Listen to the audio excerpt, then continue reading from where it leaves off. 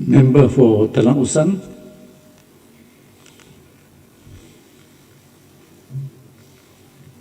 Thank you, Tan Sri Datama Speaker, and good afternoon to you also, sir.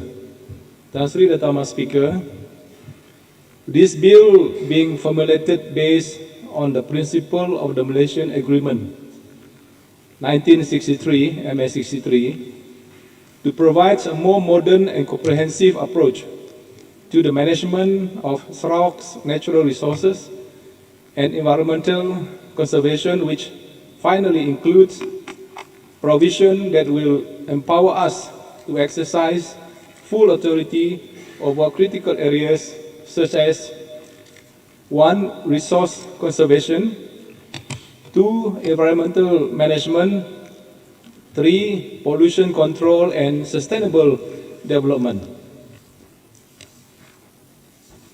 With the world today placing environmental protection as one of its top agenda, the timely move by our state government in introducing this bill will enable us to safeguard Sarawak's natural resources as well as to promote responsible, sustainable development in alignment with global environmental standards. Taking into consideration the latest development on environment and emerging environmental concerns, I was made to understand that this also has adapted and fit to the local context of Sarawak. This bill could also be called, quote, sedia payung sebelum hujan, unquote, meaning this bill, once passed, will protect Sarawak's environmental sustainability for foreseeable future. With this bill, Sarawak will have the necessary regulatory power, leveraging on data as stated to mitigate environmental risks and to ensure environmental sustainability, which facilitates the implementation of Post-COVID Development Strategy (PCDS) 2030, especially with reference to the third pillar on environmental sustainability, which is, and furthermore, the salient features such as management of scheduled waste, regulation of industries through issuance of licenses, enhance of the enforcement capabilities, and introduction of new offences and penalties, will further enhance our ability to minimize environmental degradation while offering higher level of deterrence and to encourage economic development by regulating emission, waste, and pollution from industries. This will ensure a cleaner and healthier environment for Sarawak citizens, which foster a better quality of life. Tan Sri Dato' Speaker, sir, the state move with this ordinance will guarantee keeping Sarawak as clean and healthier environment. Augurs well with Sarawak's tourism product pillars, which is culture, adventure, natures, food and festival, in short, CANFF, and our tagline, Sarawak More to Discover. Through our Sarawak Tourism Board STB active participation and continuous effort, promotion of our state at World Travel March in London and ITB Berlin and other travel events all over the world, Sarawak have stood strong among our competitors, be it in this region as well as the world, as Sarawak could offer nature beauty with pristine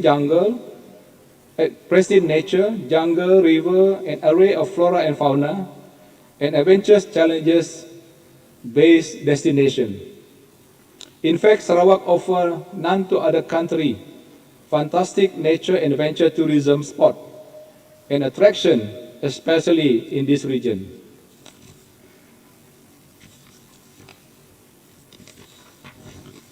Indeed, our natural beauty is our great asset, and we must therefore do all we could to protect our God's gift asset. I am very confident the Ministry of Tourism, Creative Industry and Performing Arts Sarawak, and in particular Sarawak Tourism Board STB, give our strongest support to this initiative. Tan Sri Datama Speaker, the bill will also demonstrate that economic growth and environmental sustainability are not mutually exclusive, but can in fact complement each other, ensuring that future generation inherits a thriving, resilient environment. It also allows Sarawak to exercise full autonomy over its environmental governance, thereby strengthening its ability to preserve its unique ecosystem while fostering sustainable economic and social development. At this juncture, I wish to see the new authority fall on and within the Sarawak government will be used to enhance basic benefit from nature's beauty we are so blessed with, especially among the very rural communities in Sarawak. Therefore, the Sarawak GPS government's commitment to this bill demonstrates a forward-thinking and proactive approach to governance where the needs of the present are met without compromising the ability of future generations to meet their own. With this legislation, Sarawak is reaffirming its commitment to a greener, clearer and more sustainable future. Tan Sri Utama Speaker, Sir, environmental matters in Sarawak which are currently regulated by Environmental Quality Act 1974, Act 127, a federal law, and the Natural Resources and Environment Ordinance Chapter 84, bracket 1958 edition. A state law has, I believe, created confusion among the public and overlapping of jurisdiction between Department of Environment Sarawak, DOE, and Natural Resources Environmental Board, NREB. Hence, this new comprehensive piece of regulation is timely that I strongly feel the right move or the right time for us to have only NREB to look after the environment. Before I take my seat, I wish to rebut the statement made by Pending earlier on the opposition to the proposed Tutoh Cascading Dam. This is not here. Where she stated that the state government ought to look and listen to the protests by locals and documents signed by, I'm not sure whether it's truly 1,000 local people, which was handed to YB Premier Office. And it goes also to say that there was lack of engagement with the would-be affected locals.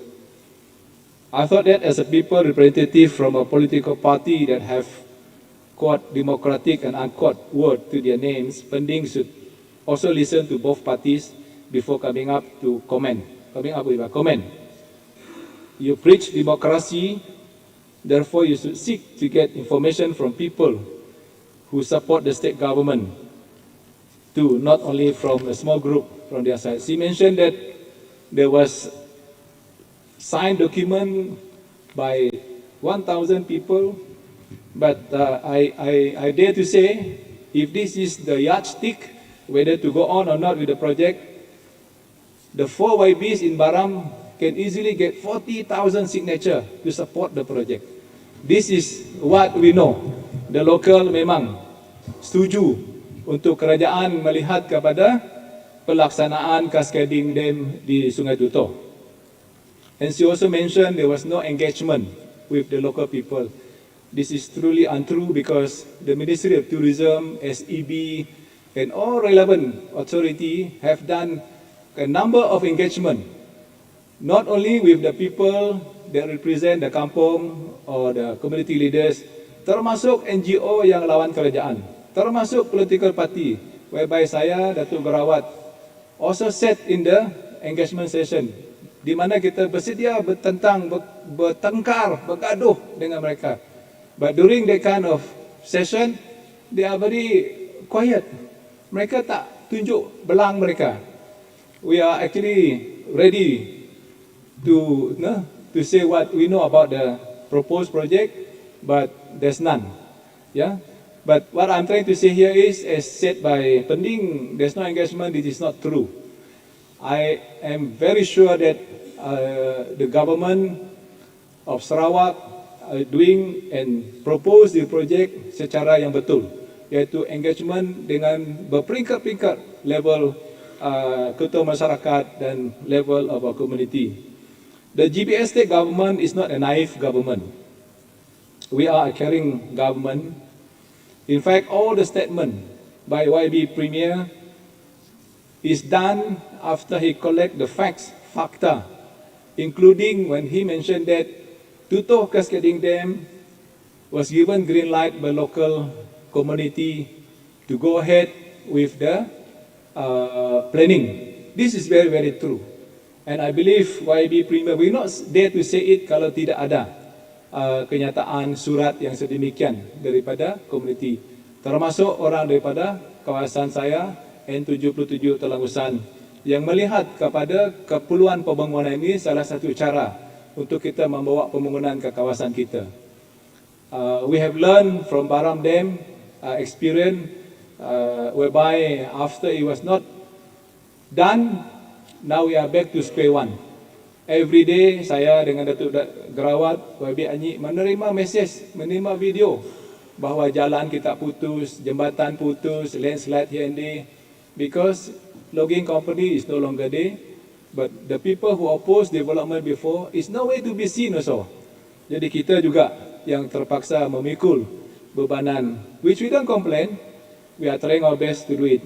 So Tutuh Cascading Dam actually telah mendapat green light daripada komuniti kita yang mahu melihat projek ini dinilai, diteliti. Kalau dia baik, kita akan menyokong. So at this point of time, it is all in planning process. Jadi thank you so much, Datuk Tan Sri Datuk Ahmad Speaker.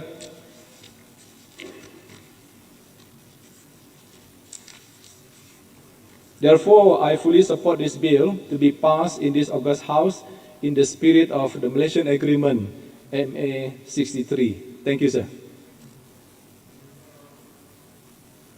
Member for Opar. Honorable Tan Sri Thomas Speaker and esteemed members of this August House. Congratulations to our Honorable Deputy Premier, the Second Minister of Natural Resources and Urban Development, and Adun Pubakitsari for presenting this bill here in this August House today. Today, we stand at a critical juncture in our journey towards a sustainable future. Thank you for this opportunity for me to speak in favor of the Natural Resources and Environmental Bill 2024, a vital piece of legislation that seeks to enhance the conservation or the prevention of damage to our natural resources, control of such activities which may cause pollution, manage, protect and improve our environment, and safeguard our biodiversity. Thank you to the federal government for allowing Sarawak to handle our own environmental matter, especially that is related to our waste management that can be processed to generate power. This practice has been established in many countries. First and foremost, the urgency of this bill cannot be overstated. Our planet is facing unprecedented environmental changes, from climate change and deforestation to pollution and biodiversity loss. These issues threaten not only our ecosystem but also our health, our economy, our future generation. This bill is our opportunity to take decisive action to safeguard our natural heritage and ensure our sustainable environment for all. One of the key provisions of this bill is the establishment of comprehensive framework for the conservation of natural resources. And our forests, our rivers, wildlife are invaluable assets that must be protected. By implementing sustainable management practice, we can restore degraded ecosystem, preserve biodiversity, and ensure that these resources remain available for future generations. This is not just an environmental imperative, it is an ethical responsibility. Furthermore, the bill emphasizes the control of pollution, which is a pressing concern in our community. Air, water, and soil pollution have far-reaching health impacts, appropriately affecting vulnerable populations. By instituting stricter regulation and enforcement mechanisms, we can hold polluters accountable and promote cleaner practices across industries. This will result in healthier communities, improve quality of life, and reduce healthcare costs. The management and enhancement of the environment through this legislation will also create economic opportunity. Investing in sustainable practices and green technologies will drive innovation and job creation. As we transition to a greener economy, we can stimulate growth while preserving our natural resources. This will align economic development with environmental stewardship, demonstrating that we can indeed have both. What we must do is to conduct stringent monitoring, continuous enforcement, and taking legal action, including financial penalties and imprisonment to non-compliance. Moreover, the bill fosters community engagement and participation in environmental decision-making. By empowering local communities, we can harness traditional knowledge and innovative solutions to address environmental challenges. This collaborative approach not only strengthens our democracy, but also ensures that voices of those most affected by environmental policy are heard and valued. Some may raise concern about the potential costs associated with implementing the bill. However, I urge you to consider the long-term benefit. The cost of inaction far outweigh the investment required for conservation and pollution control. Protecting our natural resources today will yield dividends for our economy, health, and environment tomorrow. With approximately 2,500 metric tons of waste generated daily, amounting to an alarming 912 and 500 metric ton annually, 9,012 and 500 ton annually, we are faced with significant challenge that requires our immediate attention and action. We need to address these pressing issues that affect the health of our environment and the well-being of our community in Sarawak. Tan Sri Dato' Ahmad Speaker, however, moreover, the shadow waste from industries totaling between 28,000 to 37,000 metric tons per year pose an even greater concern. These figures are not just numbers. They present the potential hazard that threaten our environment, our health, and the sustainability of our resources. The proposal of the Sarawak government for regional waste management development represent a transformative shift in our strategy.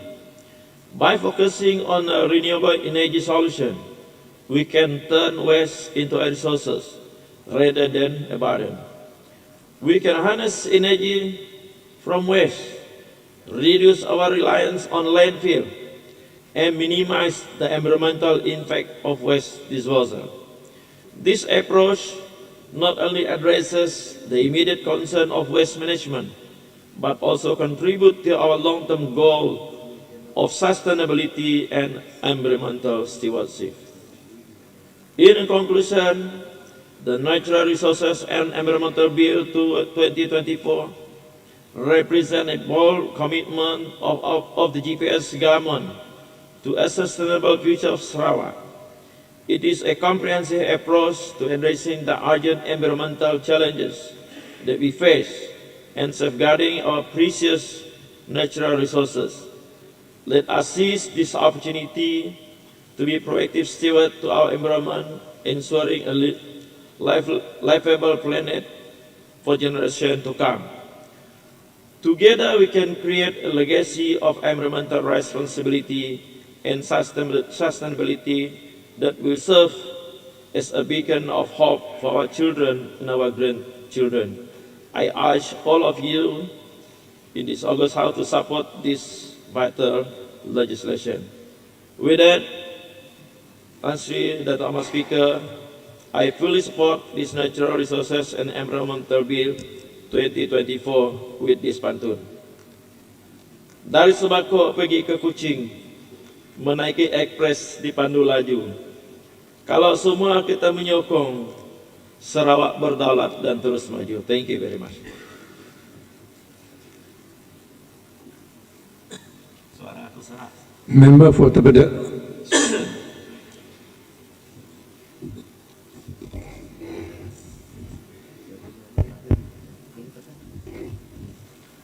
Thank you, Tan Sri Dato' Ahmad Speaker.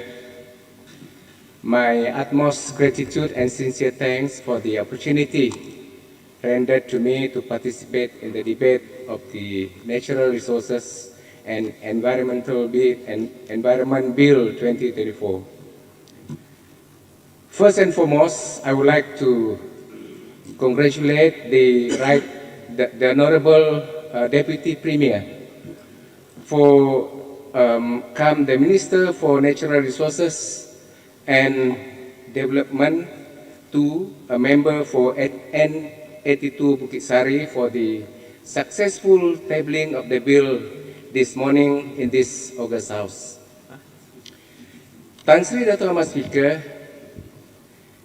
in the course of preparing this debate to support this bill, I asked myself, are there any other laws or ordinance in Sarawak readily available to protect the environment and our natural resources? My research found that there are 5 other bills or ordinances dedicated for this purpose. They are namely, the first one, Natural Resources and Environment Ordinance 1993. The second one, Environment Reduction of Greenhouse Gases Emission Ordinance 2023. The third one is Forest Carbon Activity Rules 2022. The fourth one, Land (Carbon Storage Rules 2022. And the fifth one, Wildlife Protection Ordinance 1998.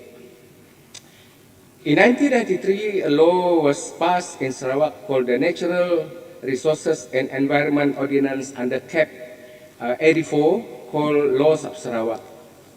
Pursuant to that, the Natural Resources and Environment Board, or NREB, was established. The NREB is tasked with the responsibility of protecting and managing the environment and the conservation of natural resources of the state, based on the principle of sustainable development.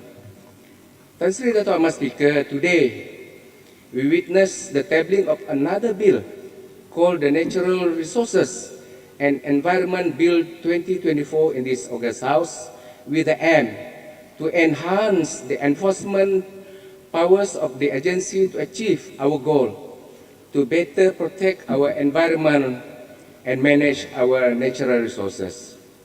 This enhanced bill seeks to provide for better provisions to conserve, manage, and enhance the environment and natural resources, control pollution and other matters related to the management of the environment and better control of environmental pollution.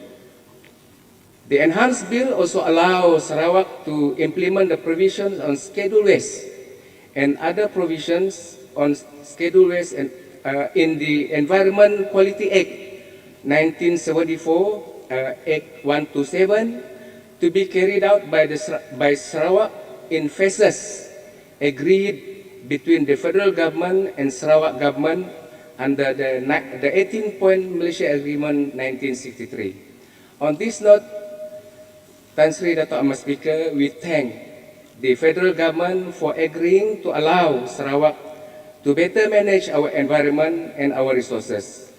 Sarawakian know Sarawak better. Sarawakian can manage our environment and our resources better.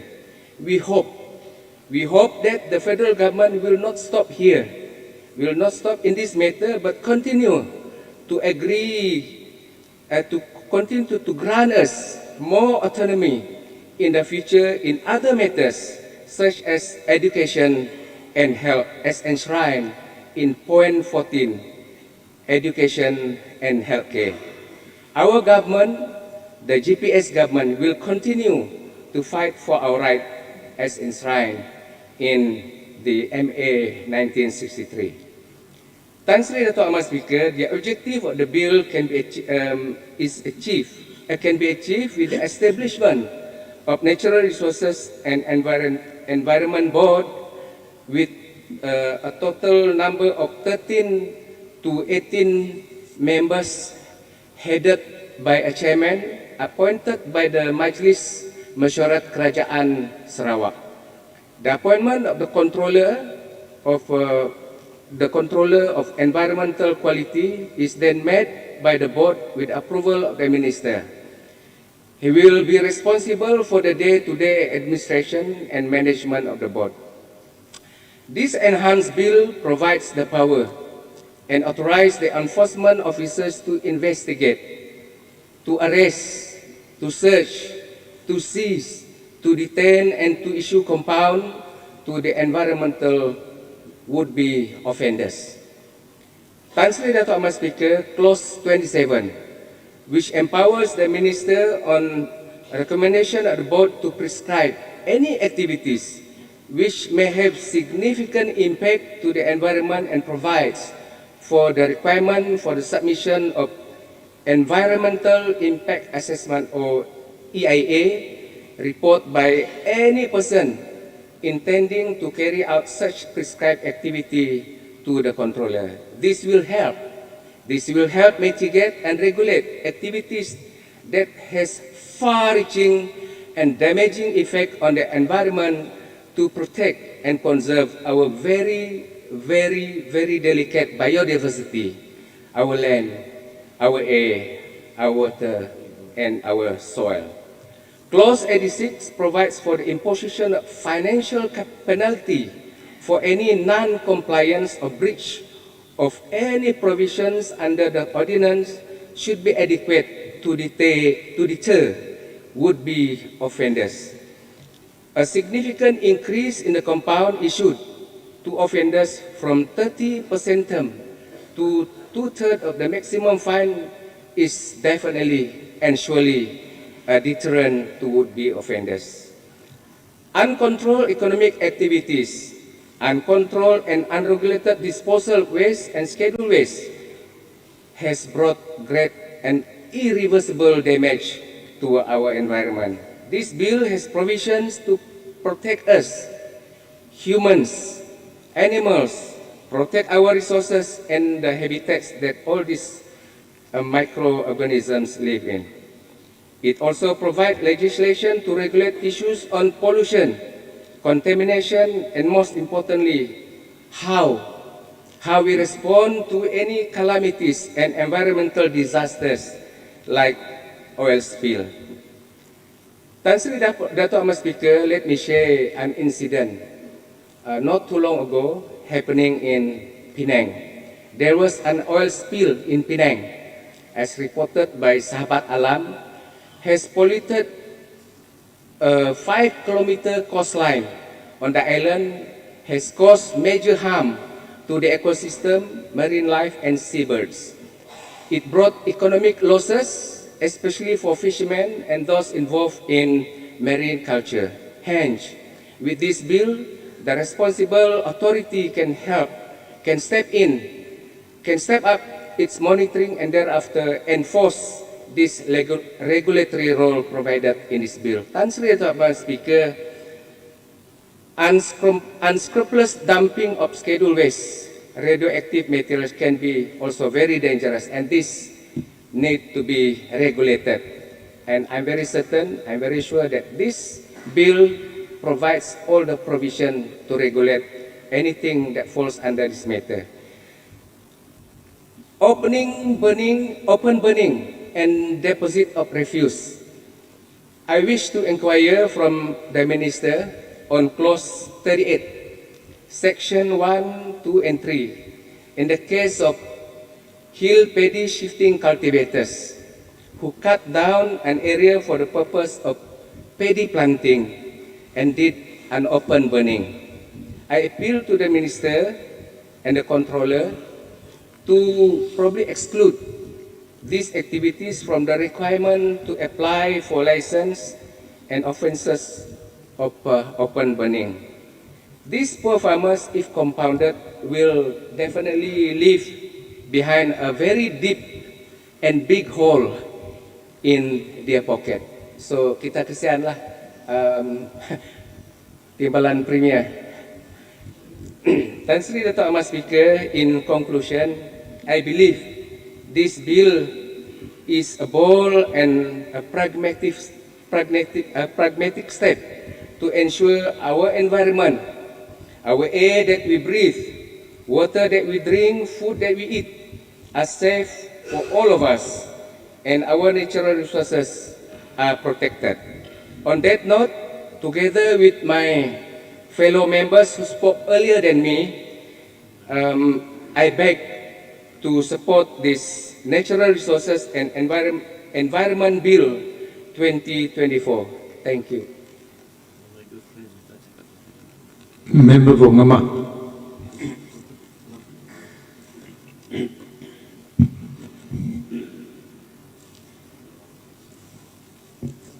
Tan Sri Dato' Ahmad Speaker, saya ingin merakamkan penghargaan terima kasih kepada Tan Sri Dato' Ahmad Speaker kerana memberi ruang dan peluang kepada saya untuk membahaskan rang undang-undang sumber asli dan alam sekitar Bill 2024 yang dibentangkan oleh Yang Amat Berhormat Timbalan Premier Sarawak merangkap Menteri Sumber Asli dan Pembangunan Kedua di Dewan Yang Mulia ini. Rang undang-undang ini sangatlah penting kerana ianya akan memperkukuhkan lagi kuasa dan mengawal selia urusan sumber asli dari Kerajaan Pusat kepada Kerajaan Sarawak. Tahniah kepada Kementerian Sumber Asli dan Pembangunan Bandar kerana berjaya membuat undang-undang yang sangat penting ini. Berkuat kuasa pada 1 Januari 2025, Sarawak sekali lagi mendapat kawal selia kuasa yang lebih menyeluruh, terutamanya melibatkan pengurusan alam sekitar dan sisa bahan industri, terutamanya dengan lebih menyeluruh. Penghargaan terima kasih kepada Premier Sarawak dan Menteri-Menteri Sarawak yang ditanggungjawabkan menguruskan pengalihan kuasa pada awal lagi. Seperti yang kita sedia maklum, bidang kuasa yang kita perolehi ini adalah rangkaian dari bidang kuasa yang termaktub dalam Perjanjian Malaysia 1963, MA 63. Tidak keterlaluan jika saya katakan di sini bahawa setiap kali kita bersidang untuk membentangkan rang undang-undang, ahli-ahli yang berhormat yang berada di sini mencipta sejarah baru untuk Sarawak. We must be proud of ourselves because we are a history maker for our future generation. Dengan izin,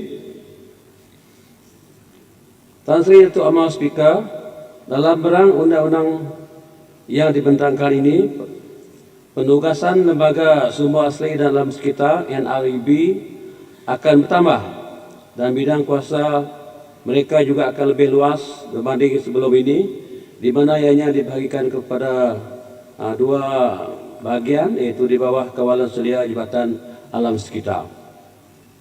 Saya berkeyakinan tinggi bahawa NREB mampu menggalas tanggungjawab yang besar ini berdasarkan pengalaman mereka bertahun-tahun sebelum ini.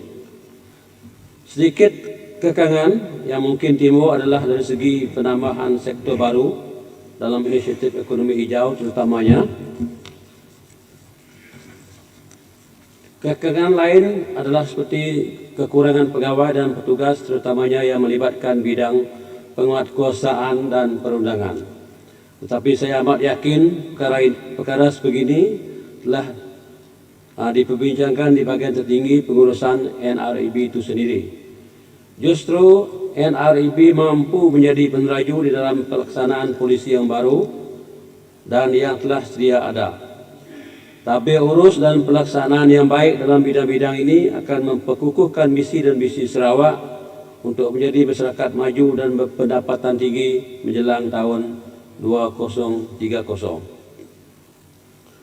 Tan Sri Datuk Abang Speaker, dengan penerangan yang ringkas ini, saya sangat optimis dan berkeyakinan tinggi Sarawak di dalam delegasi urus selia kuasa yang diturunkan oleh Kerajaan Persekutuan kepada Kerajaan Sarawak. Oleh yang demikian, saya menyokong penuh agar undang-undang sumber asli dan alam sekitar BIR 2024 ini ia dibentangkan oleh Yang Amat Hormat Timbalan Premier Perangkat Menteri Sumber Asli dan Pembangunan Kedua Negeri Sarawak yang mulia ini. Sekian, terima kasih. Member for Baklalan.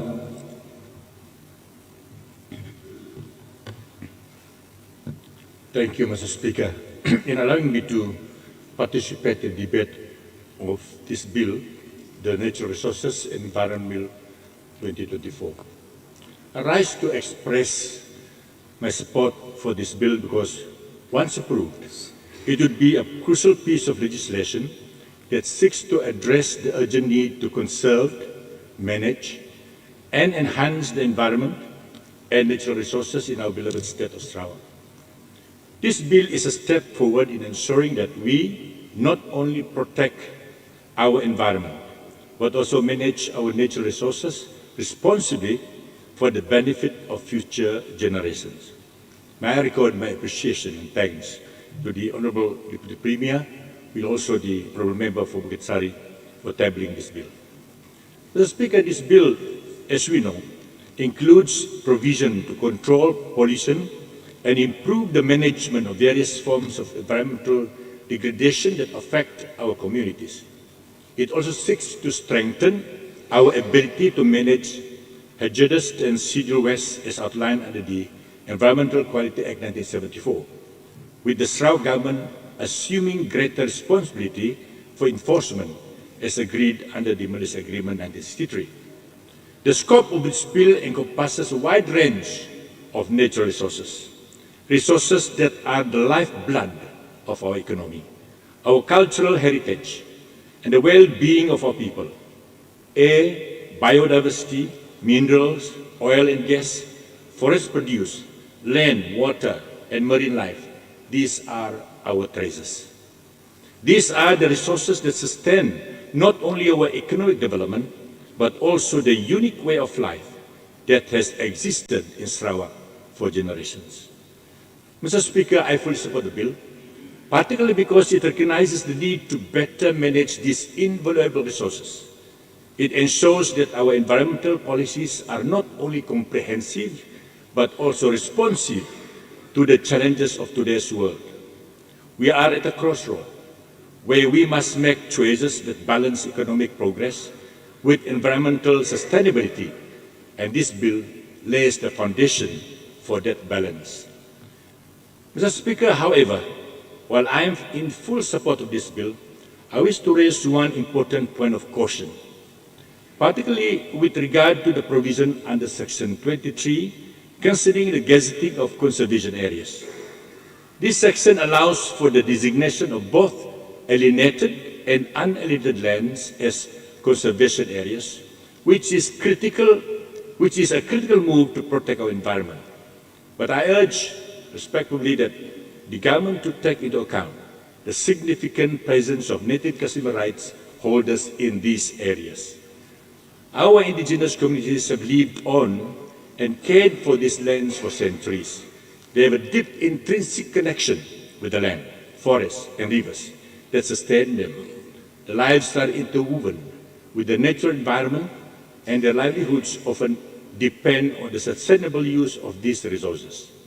As we move forward with this bill, it is essential that we ensure NCR lands are not negatively impacted by conservation efforts. The recognition of native customer rights must not be overlooked or diminished in the process of establishing conservation areas. Rather, we should find ways to protect and uphold these rights, ensuring that the indigenous people of Sarawak are partners in the conservation process, not excluded or deprived of their rights. Mr. Speaker, I propose that in implementing this bill, the government should take proactive steps to engage with NCR landowners and communities, ensuring their voices are heard and their rights are protected. Any conservation measures must be inclusive and equitable, balancing the need for environmental protection with the rights and needs to those who have traditionally relied on the land. Mr. Speaker, conservation should not be a tool of disenfranchising our indigenous communities. Instead, it should be an opportunity to foster partnership between the government and local communities, encouraging sustainable land management practices that benefit both the environment and the people who have always cared for it.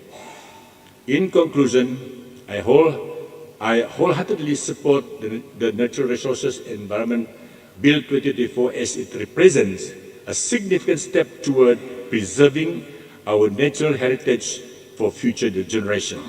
Let us work together to ensure that conservation efforts protect not only our environment, but also the livelihoods and cultural practices of the indigenous people of Sarawak. Thank you, Mr. Speaker, and I look forward to the successful passage of this bill. Much obliged. Member for Satok.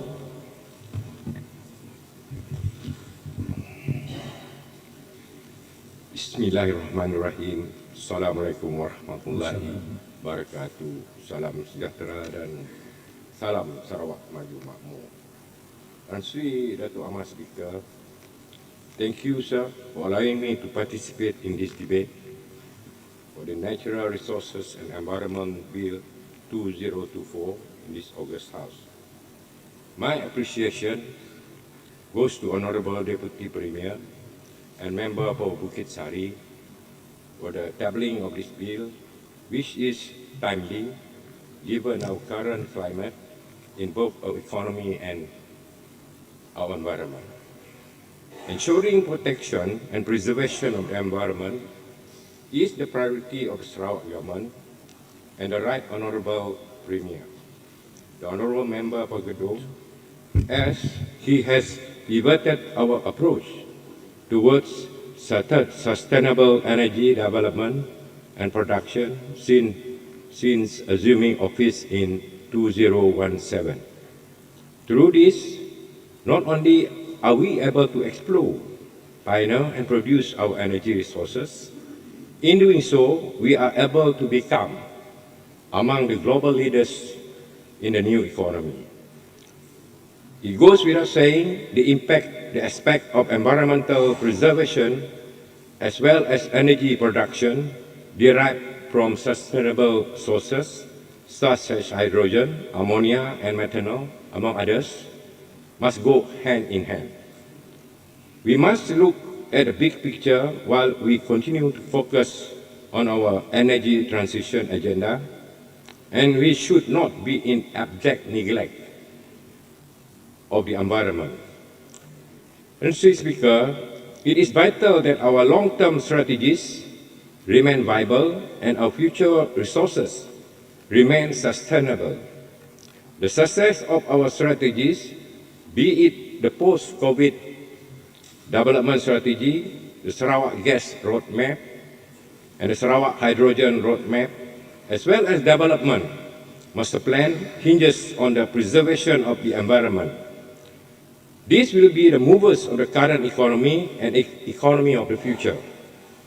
There is inherent value, sustainable resources, green resources, but failing to maintain it means the value is lost. Mitigating climate change and achieving net zero in carbon emissions could not and should not be achieved solely by energy transition. In fact, it begins with efforts of preservation, and this is what we seek to achieve. Carbon capture, utilization, and storage, i.e. CCUS, is a crucial step in mitigating our carbon footprint. Sarawak's natural advantages and resources position us to be a leader in this technology, with the potential to not only reduce emissions, but also to create economic opportunities through carbon trading and carbon solutions. Sarawak has an estimated 30 trillion cubic meters of carbon storage capacity in the seabed of its continental shelf. With our location outside the Ring of Fire, the space that we have in depleted oil fields and saline aquifer, it positions us as a major player in CCUS. However, if we are to advance in CCUS, robust regulatory frameworks are essential. Through this bill, authority is given to the Natural Resources and Environmental Board to provide guidelines pertaining to environmental preservation when taking carbon capture, utilization, and storage activities. At the same time, it also oversees the environmental requirement for forest carbon license activities. I believe that with NREB being the regulatory authority, we can undertake CCUS activities to the highest safety and environmental standards. This will allow us to put a stamp on our position as a reliable global partner in climate initiatives while attracting responsible investment in green technology. Mr. Speaker, waste management is another area where strong regulation can make a significant impact.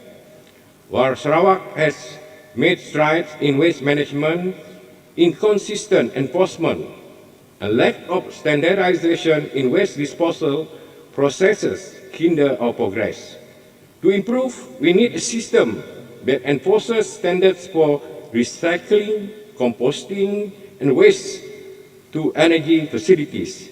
We must push for the adoption of sustainable waste practices by businesses and municipalities. Those engaging in improper waste management and disposal must be held accountable. I welcome the imposition of cess upon waste generated by industries and businesses. This will nudge our economy to be more efficient and reduce wastage going to the landfill. This aligns with the United Nations Sustainable Development Goals, as well as the concept of environmental, social, and governance, ESG. Waste management is costly, and the cost of generating more waste should be offset by those who are producing it. We must incentivize waste reduction given its impact on the environment, and we must push for the implementation of green waste solutions. I suggest that the board explore the need for public waste management campaigns as well as the provision of equipment needed by SMEs to undertake proper waste management using the environmental fund. This promotes circular economy whereby we can minimize waste using natural resources sustainably and regenerate the nature. Mr. Speaker, another significant priority is reducing emission from industries. We have set a target of net zero emission by 2050. Our two-pronged approach must encourage industries to adopt cleaner technologies, invest in renewable energy sources, while at the same time reduce pollution to the environment. Materials, substances that are hazardous to the environment emitted as a byproduct of our industry must be reduced. This requires a top-down approach whereby the authority is given to the Sarawak government through the NREB to identify and prohibit these pollutants. We should move with the times and ensure our processes in industry to be as sustainable as possible and do not pose any harm to the environment as well as the people. I hope the industry players will take heed of our regulations to ensure that they can continue their business in the new economy, one that is more vibrant and responsible to the environment. Failing to do so, I support the strongest of actions to be meted on errant individuals and businesses, as we must not compromise on the aspect of health and safety. In conclusion, sir, this bill is a commitment to securing the health, prosperity and sustainability of our beloved Sarawak and the environment. We are known globally for climate leadership and our inroads in energy transition. However, we must not rest on our laurels and allow destruction to the environment that we fought so hard to preserve. With that, I beg to support the Natural Resources and Environment Bill 2024. Thank you. Member for Pujut.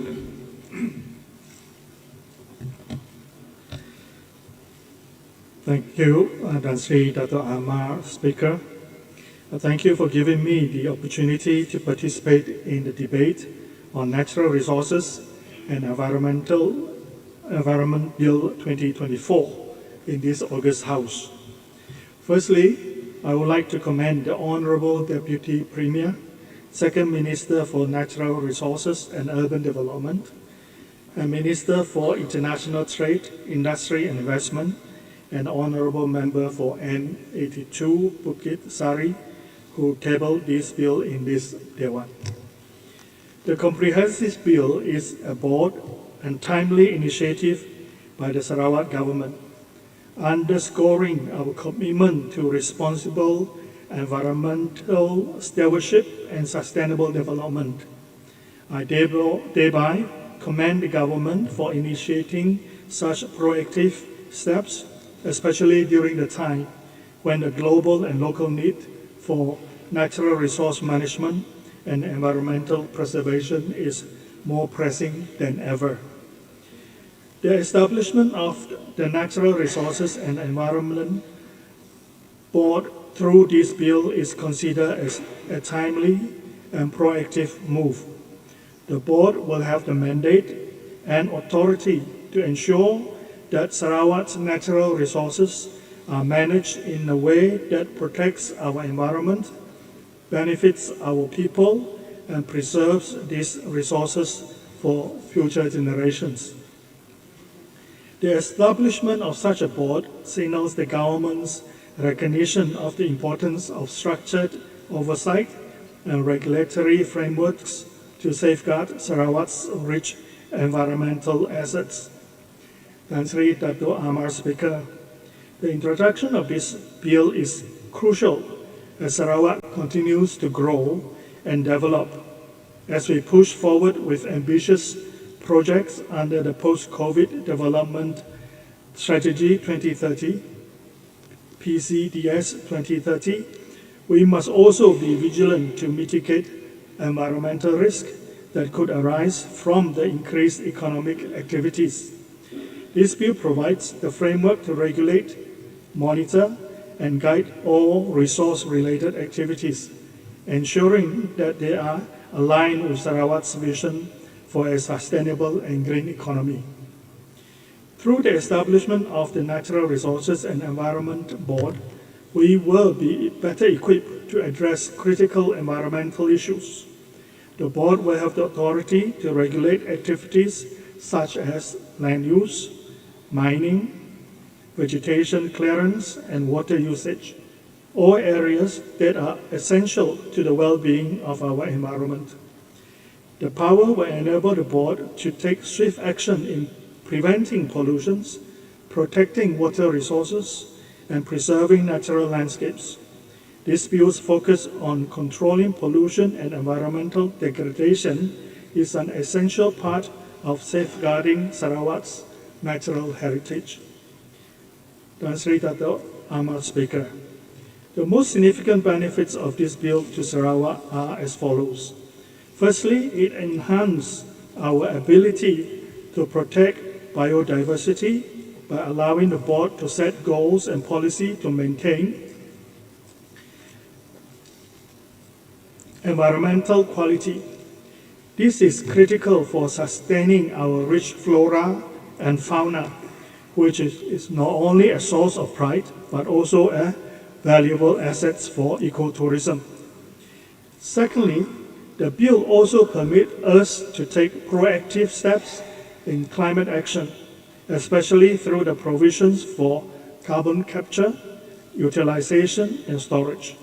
This aligns with global efforts to reduce greenhouse gases and mitigate climate change. Most importantly, this bill enables Sarawak to exercise greater autonomy in managing our natural resources, particularly water resources, by empowering the board to oversee and regulate activities related to water use, pollution control and conservation, the authority to implement policies that are tailored to our unique environmental needs and development priorities. This increased control strengthened our position in addressing local challenges directly without relying on directives from the federal government. Ultimately, this autonomy fosters self-reliance and ensures the decisions about Sarawak's natural resources are made in the best interest of our people and our sustainable development. Tan Sri Dato' Ahmad Speaker, this bill is greatly connected to the United Nations Sustainable Development Goals, SDGs. Specifically, it supports SDG 6 on clean water and sanitation, SDG 13 on climate action, SDG 15 on life on land, and SDG 12 on responsible consumption and production. By enacting laws that protect natural resources, reduce pollution, and promote responsible land use, we are actively committed in contributing to these international goals. Sarawak is making it clear that we are not just focused on economic growth, but also equally dedicated to ensure that our development respects and safeguards the environment. The bill also plays a critical role in Sarawak's transition to a green economy. Through strict regulations on resource extraction and waste discharge, this bill helps us to reduce environmental harm from industrial activities. Moreover, by encouraging carbon reduction initiatives, this legislation will attract more investors interested in eco-friendly and sustainable practices. The board's power to support carbon reduction efforts and environmental audits further position Sarawak as a leader in environmental responsibility and make our Sarawak more attractive to sustainable industries. Tan Sri Dato' Ahmad Speaker, this bill is a significant step towards achieving the PCDS 2030 goals. A well-managed environment is key to sustainable growth, and we need to ensure that development activities are balanced with environmental protection. The creation of a green economy will not only preserve Sarawak's natural beauty, but also open doors to green jobs, ecotourism, and sustainable industries that are aligned with our vision for an inclusive and more resilient economy. In closing, This bill is a defining moment for Sarawak, symbolizing our commitment to a future where growth and sustainability go hand in hand.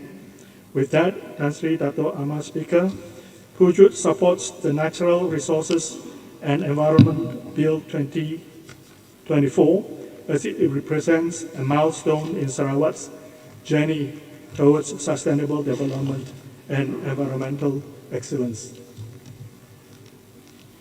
Thank you. Member for Serbu.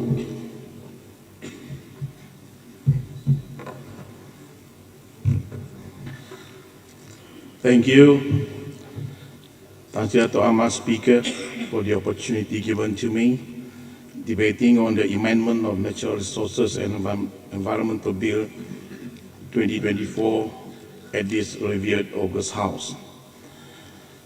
Thank you and congratulations to Yang Berhormat Dato' Amar Haji Awang Tengah Ali Hassan, Member for N82 Bukit Sari, Deputy Premier and the Second Minister for Natural Resources and Urban Development for taking the initiative to table such important amendment to the current Natural Resources and Environment Ordinance by ensuring it meets the current needs and demand of modern and thriving era of developments. The anthropogenic pressure on the environment has escalated over the past centuries, and the need of environmental protection measures has increased. This has led to considerable experimentations with the domestic and international measures that are used to achieve environmental protection objectives. Thus, the importance of law are paramount parameters and measures that introduced by any government to ensure that the environment must be protected from any harm. Environmental law describes as a network of regulations and customary laws that address the effect of human activity on the natural environment. Environmental laws play a huge part in protecting humans, animals, resources, and habitats. Without these laws, there would be no regulations concerning pollutions, contamination, hunting, or even response to disasters. The purpose of the environmental law is to protect and to preserve the environment for present and future generations and to ensure sustainability development.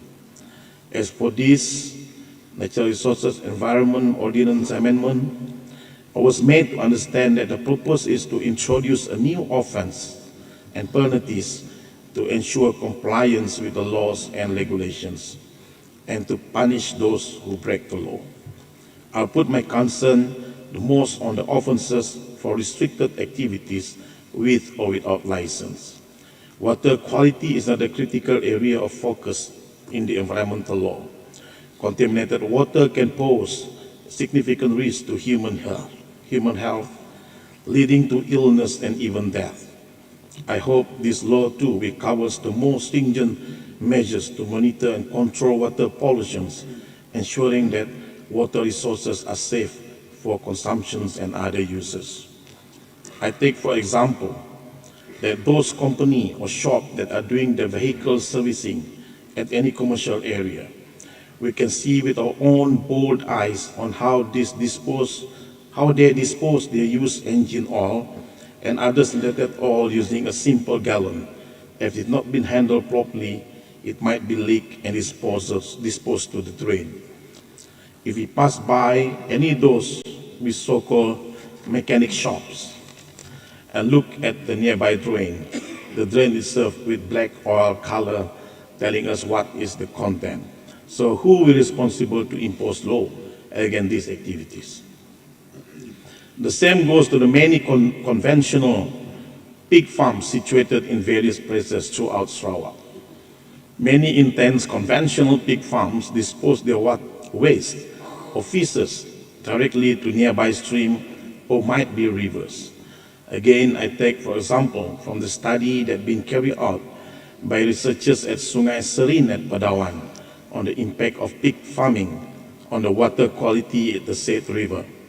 Results of the analysis show that the tributary that receive pond effluent has significantly higher mean of total suspended solids, TSS, biochemical oxygen demand, BOD5, chemical oxygen demand, COD, ammonia nitrogen, NH3N, reactive phosphorus, SRP, and Escherichia coli or E. coli concentrations when compared to those tributaries that did not receive waste pond effluent.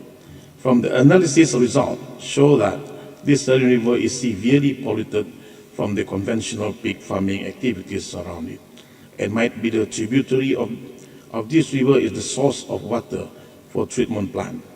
I agree with the intentions of the amendment of Natural Resources Environment Ordinance that those who purposely break the environmental laws and regulations must face the severe actions and penalties.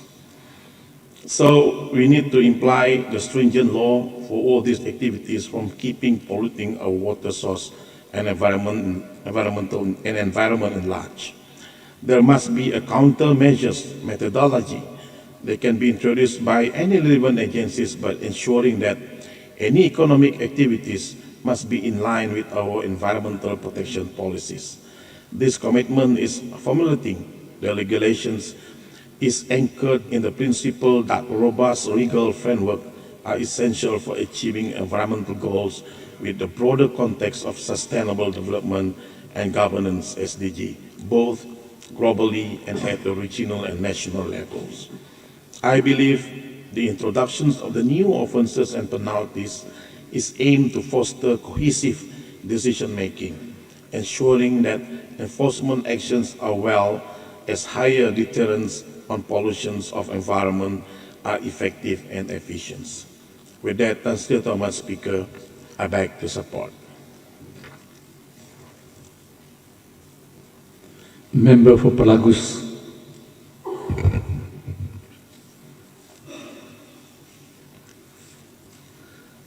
Dato' Tan Sri, Dato' Ahmad Speaker. First and foremost, I would like to thanks for giving me the opportunity to participate in the debate of the Natural Resources Environment Bill 2024, tabled by our Honorable Deputy Premier Sarawak, Minister for Natural Resources and Urban Development, also Assemblyman for N62 Bukit Sari. This new bill is important step for Sarawak legislation to reclaim back our rights of the natural resources and environment. It is critical because the bill seeks to provide for better provision to conserve, manage and enhance the environment and natural resources, control river pollution or air pollution and other matters related to management and environment. This bill is also allowed the implementation of the provision on scheduled waste and other provision in the Environmental Quality Act 1974 to be carried out by Sarawak and phased as agreed between the federal government and Sarawak government under the Malaysian Agreement 1963. The tasks on the environmental issue are under the Sarawak Natural Resources Environmental Board, that is NREB, and federal government, DOE. These tasks create division, especially on the enforcement and monitoring issue. With the introduction of this new bill, all matters related to environmental and waste issues will be under Sarawak authority, and we have full control on the jurisdiction, especially involving the management of environmental and the management of waste under new schedule of the bill. Tan Sri, Dato' Ahmad Speaker. Related to this bill, Sarawak NREB may face several challenges to implement with this bill. The challenge that prior to the delegation of power from the federal DOE to Sarawak NREB are as such. First is on the environmental degradation. The NREB must be prepared to address the environmental impact of development in Sarawak. Next challenges will be on the enforcement. The NREB needs to improve its enforcement capabilities and equip itself with the skill and drive sustainability solution. But I believe with this bill, there are part of the clause said that they have to train and reskilling the workforce. Tan Sri Dato' Ahmad Speaker. Next will be on the revenue.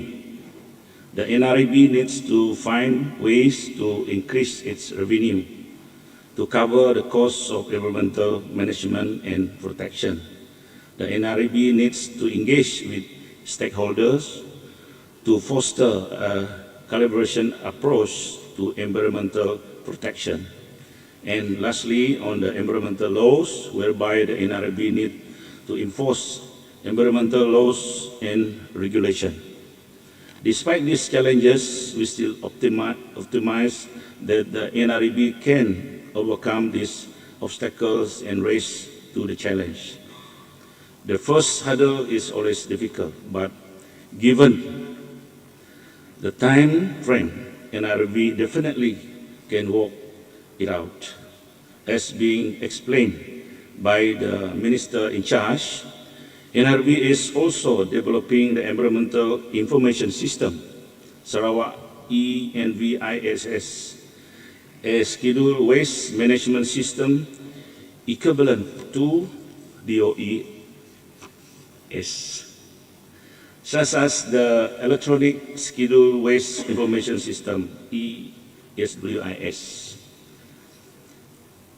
My premise in the Environmental Quality Electronic System, EKAS.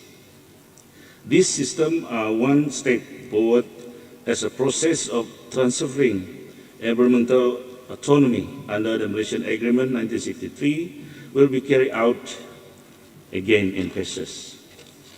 Before concluded, Dato' Ahmad Speaker, I would like to thank the Sarawak Premier, the Ministry in charge, the Steering Committee, Technical Committee, and the Committee responsible for legal matters, human resources, system development and infrastructure. Well done to everybody for making this bill a reality. Finally, with that being said, Tan Sri Dato' Ahmad Speaker, I strongly support the National Resources and Environmental Bill 2024, presented by our Deputy Premier. Thank you, sir.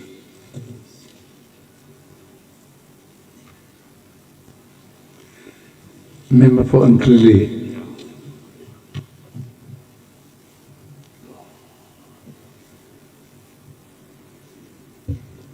Terima kasih Yang Berhormat Dato' Amar Speaker. Saya memberikan ucapan sabas dan tahniah kepada Yang Berhormat Kamalan Premier, Menteri Sumber Asli dan Pembangunan Bandar Kedua, dan juga ahli Dewan Undangan Negeri N82 Bukit Sari yang telah membentangkan Natural dan Resource Bill 2024 pada pagi ini. Bil yang sedang dibahaskan ini amatlah sesuai sekali dalam mengambil kira keadaan semasa yang semakin mencabar. Ordinan ini yang bagi untuk membuat peruntukan yang lebih baik bagi pemeliharaan sumber asli, keadaan pencemaran, pengurusan dan penambahbaikan alam sekitar di Sarawak serta segala perkara-perkara yang berkaitan yang bersabit dengannya khasnya untuk memperkasakan empowered kerajaan Sarawak, khasnya memberikan kuasa yang lebih efektif dan eksklusif bagi Sarawak menguruskan sumber asli dan alam sekitarnya secara autonomi dan holistik, serta mempunyai hak yang penuh melalui NRB seperti yang termaktub dalam hak-hak Sarawak dalam MA 63. Di samping itu juga, bil ini akan dapat memperkasakan NRB supaya mempunyai kuasa yang mutlak sewaktu menjalankan tugas-tugas rasmi atau semasa mengambil tindakan undang-undang bagi kesalahan-kesalahan yang dilakukan oleh mana-mana pihak, khasnya yang bersabit dengan kesalahan-kesalahan yang melibatkan pelanggaran alam sekitar. Bil ini bersalah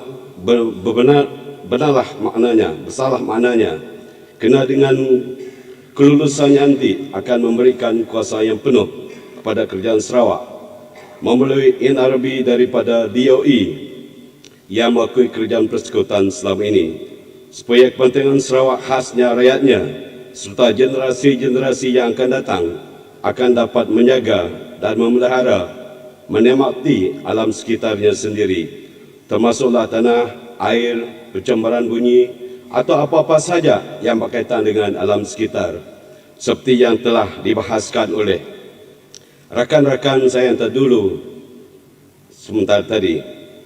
Secara langsung atau tidak langsung, bil ini juga selepas berkuasa nanti akan dapat mempertingkatkan pendapatan ekonomi, sosial dan alam sekitar, dan mesra alam sekitar akan lebih berkesan dan lebih bertanggungjawab dari rakyat Sarawak keseluruhannya. Oleh demikian, adalah amat dialukan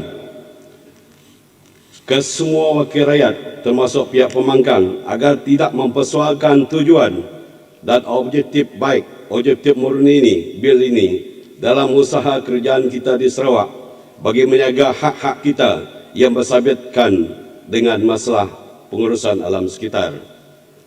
Yang berhormat Tuan Sri Thomas Speaker, dengan ini Engkili menyokong penuh bil Natural Resource Environment Bil 2024. Sekian, terima kasih.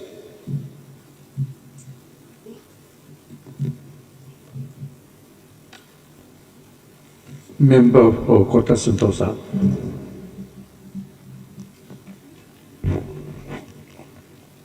Thank you, Tan Sri Dato' Amar Speaker. Thank you for the opportunity to participate in the debate of the Natural Resources and Environment Bill 2024. It cannot be disputed that environmental laws and governance are paramount in protecting and restoring our planet and forging a sustainable tomorrow. Protecting the environment is not only essential for preserving the natural world, but also to protect human health. As such, environmental laws must be designed to address various environmental concerns that can directly or indirectly impact human health, such as air pollution, water pollution, and dangerous waste. Air pollution, for instance, has been linked to numerous health issues, including respiratory diseases, heart disease, and even cancer. Environmental laws regulate emissions from various sources, including vehicles, factories, and power plants, to protect air quality and reduce the risk associated with poor air quality. Water quality is another critical area of focus in environmental law. Contaminated water can pose significant risk to human health, leading to illnesses and even death. Tan Sri Dato' Amar Speaker, environmental law and governance stands as pillars in the journey of Sarawak towards sustainable development. Recognizing the intricate connections between the environment, social dynamics, and economic dimensions, this bill shows that the Sarawak government is committed in developing and implementing integrated environmental policies. This commitment is anchored in the belief that robust legal and institutional framework are essential for achieving environmental goals within the broader context of sustainable development. The Natural Resources and Environmental Bill 2024 covers various aspects of law that focus on protecting the natural environment, human health, and natural resources. It is a complex web of regulations, policies, and statutes designed to address issues such as air and water quality, waste management, and pollution control. This bill also focuses on a wide range of topics such as air quality laws, water quality, waste management, chemical safety, and the protection of endangered species. This law is designed to minimize the environmental impact of human activities and prevent environmental contamination. Tan Sri Dato' Amar Speaker, this bill is far-sighted in that it also provides for the implementation of provisions on scheduled waste and other provisions in the Environmental Quality Act 1974, which is to be carried out in phases, as agreed between the federal government and the Sarawak government under Malaysia Agreement 1963. Thank you for pursuing this matter, our Deputy Premier from Bukit Sari. Tan Sri Dato' Amar Speaker, the purpose of this bill is to protect human health, preserve the environment for the present and future generations, and ensure sustainable development. The Natural Resources and Environment Board established under this law will be tasked with setting environmental quality goals for protection of flora, fauna, and human health. This board will be tasked with making recommendations to the Minister on the policies for protection and enhancement of the environment, including the extent to which the discharge of waste may be permitted. This board will also be monitoring and regulating activities that have an impact on the environment, including industrial operations, environmental impact assessment, and conservation. Tan Sri Dato' Amar Speaker, environmental law is constantly evolving in response to emerging environmental challenges, advances in environmental science, and societal demands for greater environmental protection. As a result, the field of both environmental science and law continues to grow in importance and complexity, making it a crucial component of modern society. As such, it is timely for this Natural Resources and Environment Bill 2024 to replace the Natural Resources and Environment Ordinance of 1958. Tan Sri Dato' Amar Speaker, as a developing region, Sarawak could be faced with a problem of competing demands of greater urban development and conserving our environment. The environmental predicament in Sarawak cannot be overstated. The indifferent attitude of policy makers towards a long-term development in preference to short-term, fast economic gains has the potential to contribute to the environmental woes of Sarawak.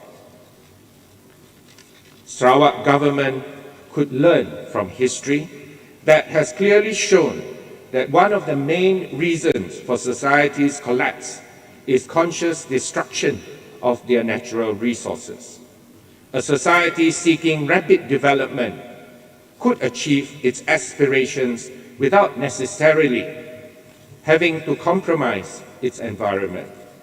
As such, it is essential for any society to ensure that it develops without necessarily compromising its environmental needs, so as not to undermine the present achievements. In short, Sarawak government must be resolute to fully implement and in enforcing the law. Tan Sri Dato' Amar Speaker, to conclude, I hope that once this bill is passed into law, the Sarawak government will focus on improving implementation and enforcement of the environmental measures to achieve sustainable development envisaged in Post-COVID Development Strategy 2030. On this note, I fully support this Natural Resources and Environment Bill 2024, which will replace the Natural Resources and Environment Ordinance 1958. Thank you, Tan Sri Dato' Amar Speaker. Member for Bukit Kitang, Batu Kitang.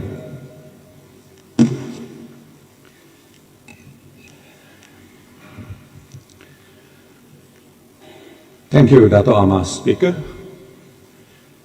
Thank you for this opportunity to debate on the Natural Resources and Environment Bill 2024.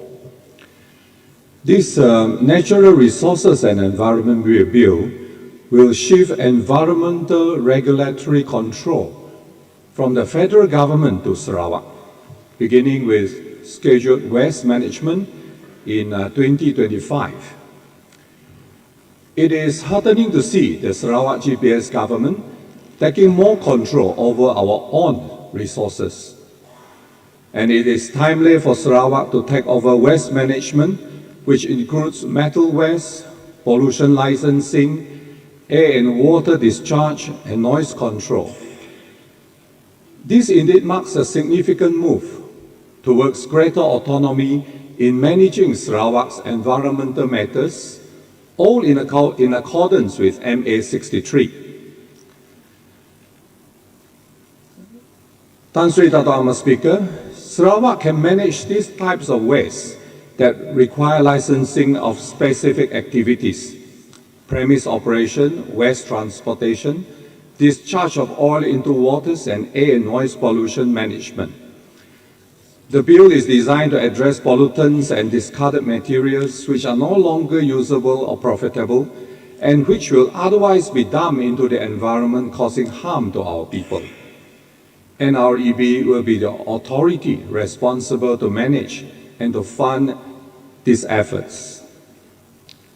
Tan Sri Dato' Amar Speaker, Sarawak, under the philosophy of our Honourable YAB Premier, is moving towards zero waste and aims to eliminate waste by designing and managing products and processes to reduce the volume and toxicity of waste and materials.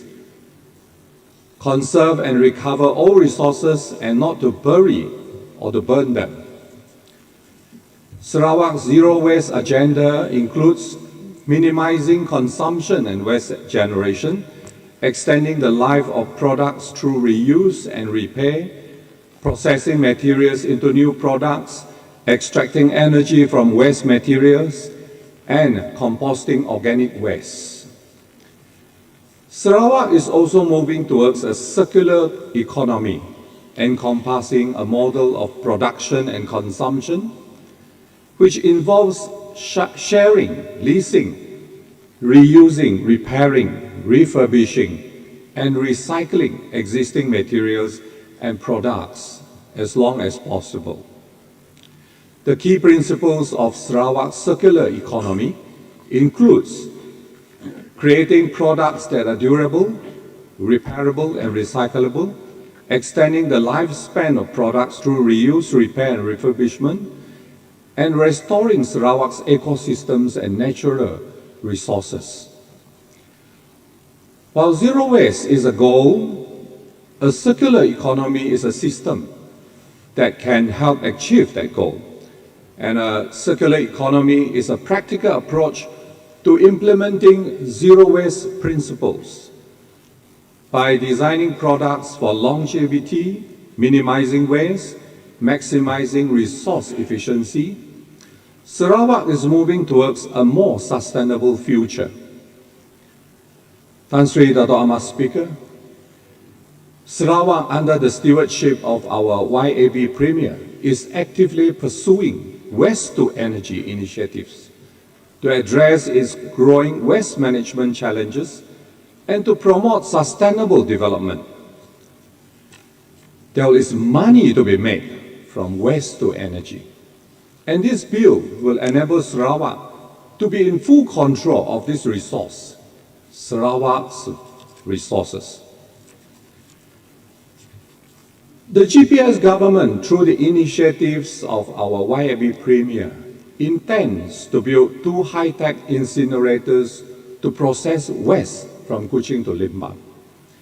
And these incinerators aim to reduce the need for landfills and generate electricity from waste. Sarawak is considering adopting the Swedish model for waste management, which involves advanced incineration technologies and energy recovery. Tan Sri Dato' Amar Speaker, Sarawak also plans to convert agriculture waste, such as paddy and oil palm residues, into biomass for energy production.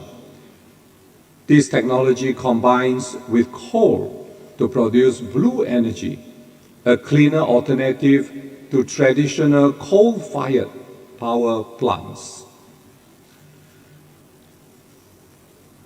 Sarawak aims to export surplus energy generated from waste and other renewable sources to neighboring countries like Indonesia. And Sarawak's waste-to-energy initiatives has demonstrated a commitment to sustainable waste management and energy production. By harnessing the potential of waste as a resource, Sarawak will reduce its environmental impact and contribute to a greener future. Tan Sri Dato' Amar Speaker, this bill enhances enforcement besides the establishment of an environmental fund, as well as new penalties for those who do not comply. This bill also aims to streamline processes for managing pollution, licensing and resource conservation, aligning with Sarawak's specific environmental needs and to achieve the United Nations Sustainable Development Goals. I therefore support the Natural Resources and Environment Bill 2024 for Sarawak to regulate its authority over environmental management from the federal government to Sarawak's Natural Resources and Environment Board by 2025. Tan Sri Dato' Amar Speaker, I rise in support of this bill. Thank you very much. Member for Melawan.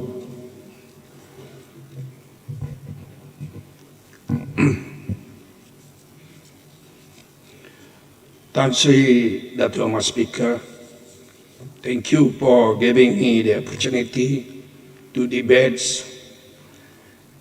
on this bill, Natural Resources and Environment Bill 2024. Today, we gather here to discuss and advance a critical piece of legislation, the Natural Resources and Environment Bill. This bill represents a significant step forward in the responsible management of our nation's natural resources and the preservation of our environment for future generations. It underscores the urgent need to safeguard the natural wealth of our land and to balance our economic development with the sustainability of our ecosystem. Tan Sri Dato' Amar Speaker, the importance of obeying environmental regulation. First and foremost, this bill seeks to establish a clear and impossible framework for the protection of our environments. Obeying environmental regulation is not merely a matter of compliance. It is a fundamental obligation to ensure the well-being of our people, our wildlife, and the very land we depend upon. When we abide by this regulation, We protect the air we breathe, the water we drink, and the land that sustains our agriculture and biodiversity. The enforcement of this regulation is critical to combat environmental degradation. For far too long, reckless industrial activities, unchecked deforestation, and pollution have threatened our natural heritage. By adhering to the provision of this fourth in this bill, we not only prevent further harm, but actively begin the process of environment restoration. Complying will ensure a sustainable future where both industry and nature can thrive in harmony. As a responsible station, we must understand that every action we take, wherever individuals, businesses, or governments, has an impact on the environment. Regulations are not burden, but safeguard. They are the guidelines by which we ensure the prosperity of future generations. Therefore, it is imperative that we all commit to not only obeying this regulation, but also supporting their enforcement. Tan Sri Dato' Amar Speaker, the establishment of environmental fund. In tandem with this, the establishment of an environmental fund is a crucial component of the natural resources and environment bill. The fund will serve as a dedicated resource to support the implementation of sustainable environmental practice, restore ecosystem damages by human activity, and encourage the development of green technologies. By creating a financial mechanism to invest in our environments, we signal our commitment to sustainable future, ones that value environment preservation alongside economic growth. This fund will be instrumental in financing projects that rehabilitate endangered ecosystems, protect biodiversity, and mitigate the effect of climate change. It will also provide much needed resources to communities and businesses striving to adopt sustainable practices. In doing so, it will empower every station to take part in the preservation of our shared natural legacy, whilst ultimately fostering the creation of green jobs and sustainable industries. The fund represents an investment not only in environmental but in economic resilience of our nation. As we confront the realities of climate change, the environment's degradation, this fund will allow us to act swiftly and decisively to protect the most vulnerable region and ecosystem. It ensures that our future growth does not come at the expense of the very resources that sustain us. Tan Sri Amar Speaker, for conclusion, in closing, the National Resources and Environment Bill is not just a legal framework. It is call to action for every individual, every business, and every government to feel their duty as a stewards of our environments. By obeying the regulations set forth in this bill, we protect our natural resources and ensure the health and the prosperity of citizens for generations to come. By establishing an environment fund, we invest in a sustainable future, one where economic development and environment protection go to hand in hand. Let us pass this bill with full understanding of its importance. Let us uphold the principle of responsibility, sustainability, and stewardship, and let us move forward together, committed to preserving the natural beauty and resources that make this nation so unique. With this, I here strongly support the bill. Thank you. Member for Batu Lintang.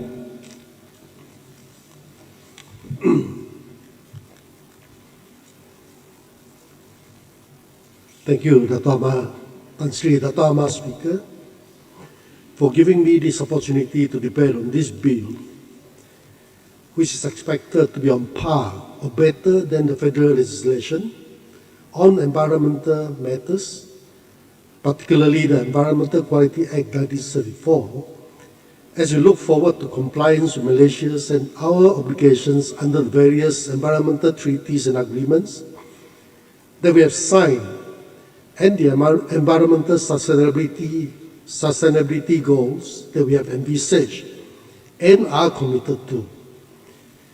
It must therefore be a holistic regulatory framework that should include precautionary equity, polluters pay principle to protect and conserve natural resources, protect human health and the environment from pollution and waste, and minimize risks of harm to human health and the environment from pollution and waste.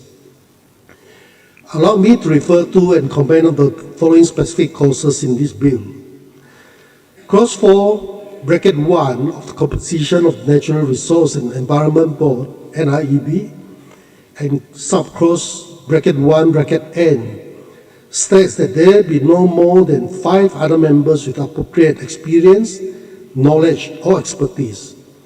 I will humbly suggest that we express and include the participation of non-governmental organizations which are active in promoting and enhancing environmental sustainability and quality in the board, as they could provide oversight and lend credence to the board, and they could also serve as check and balance in the state of matters on matters concerning the environment.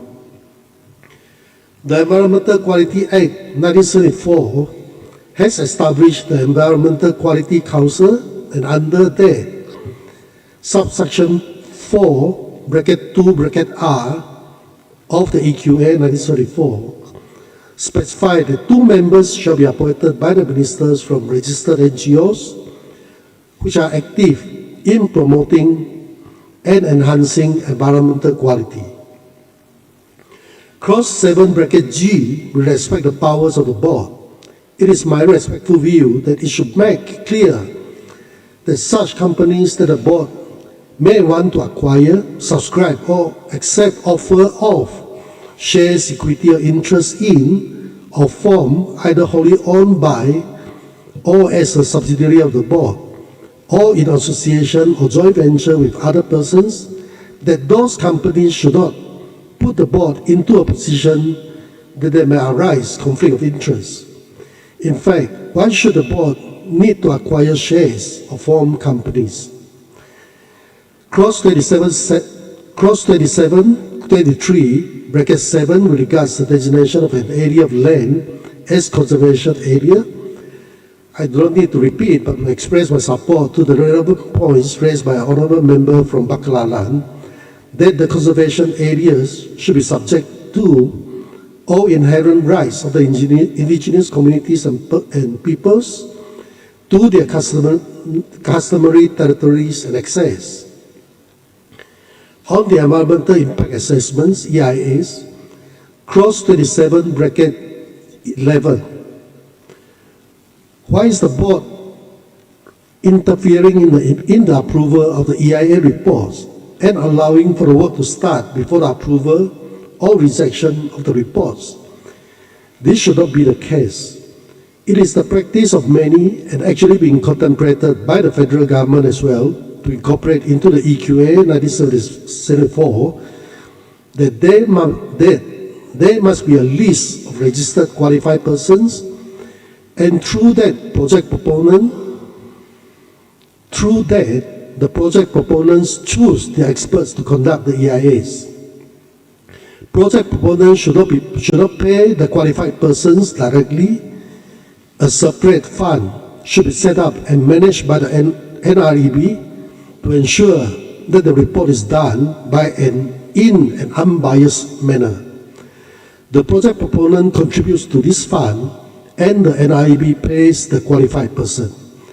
This is something that the federal government is also planning to do.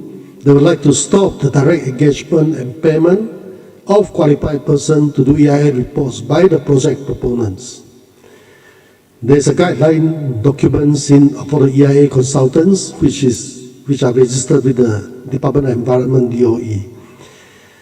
And I would point to Section 34A, Section 34AA, capital 35 and 36 of the Environmental Quality Act 1974, which covers EIA reports, prohibition orders for prescribed activities, appeal against the decision of the Director General, and who comprise the appeal boards. There are generally good provisions for the enhancement of protection of the environment. And it's also in the federal legislature that affected communities can also challenge the decision of the controller. And I hope that such an appeal process is also set up here. In our proposed bill, there's no limit on how many times a project proponent can submit and amend the EIA reports. The federal legislature does not have this either, but this should not. This is a matter for debate. Once an EIA report is rejected because it does not comply with the overarching principles of environmental protection, it should stay rejected.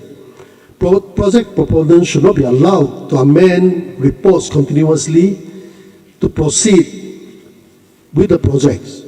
EIA reports are only a tool to measure impacts, but it cannot be a tool to justify a project through mitigations. Therefore, I would also like to respectfully pray that it be expressed that all EIA processes must undergo a mandatory public participation process as it is practiced in Peninsular Malaysia. On the precautionary and polluter pay principle, both this precautionary and polluters pay principle must be incorporated. Although even the federal legislature doesn't have it yet, but we should have it within our ordinance. There must be a clear provision for any cleanup of the pollution clause, and that we should not go back to the taxpayers for the cleaning up. There must be full monitoring and follow-up checks, and when there is a cleanup, the polluted areas must be cleaned up to the stage it was prior to any pollution taking place. The legislative provision must make it clear that all this must be undertaken by the polluters. Generally, Clause 99(e) states that MNKN may make regulations for rehabilitation of land, soil, premises, and other elements which has been damaged as a result of pollution activities, which adversely affect the environment. However, I think it is important that this ordinance has a separate section on rehabilitation to the way it was at the expense of the polluters. Madam Speaker, with this reservation, I'll support this bill. Thank you.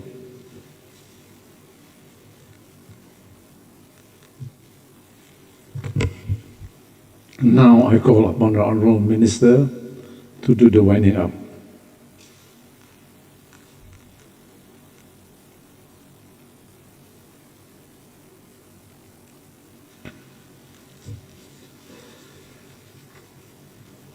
Tuan Sri Dato' Amal Speaker, saya ingin mengucapkan terima kasih kepada semua ahli-ahli yang berhormat yang turut serta dalam perbahasan on the Natural Resources and Environment Bill 2024. Ramai yang berucap,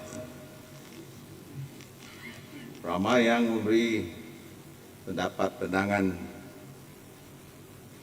yang sungguh baik. Terdapat seramai 27 ahli-ahli yang berhormat telah menyertai perbahasan dan menyokong sepenuhnya terang undang-undang ini. Dan Sri Dato' Amar Speaker, the bill represents a significant step in Sarawak's commitment to sustainable development, offering a comprehensive framework that strengthens environmental protection laws and promotes long-term socio-economic growth. By instituting this stringent legislation, this bill addresses the critical need to combat climate change and environmental degradation. As the world grapples with these urgent issues, Sarawak positions itself as a part of a global effort to protect the planet, aligning with international environmental standards and practices. In addition, this bill provides Sarawak with the tools needed to minimize environmental degradation while encouraging economic development, including the green economy, CCUS project, circular economy, and as mentioned by Ahli Yang Berhormat Batu Kitam, waste to energy.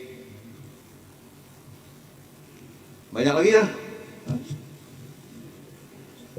Ini adalah sesuatu yang amat penting, including the CCUS project, as mentioned by the Honourable Member for Sato.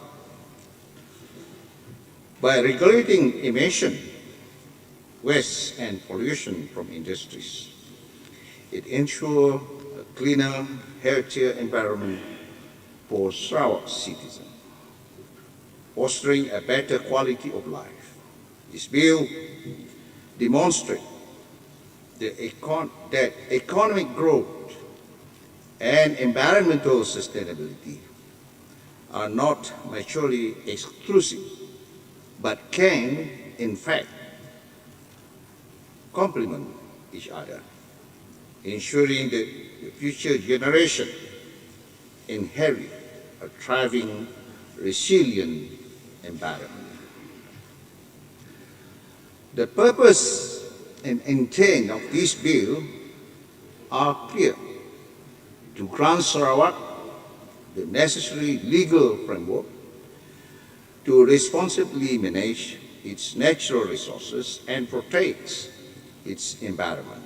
This bill, grounded on the principles of the Malaysian Agreement 1963, allows Sarawak to exercise full autonomy over its environmental governance, thereby strengthening its ability to preserve its unique ecosystem while fostering sustainable economic and social development.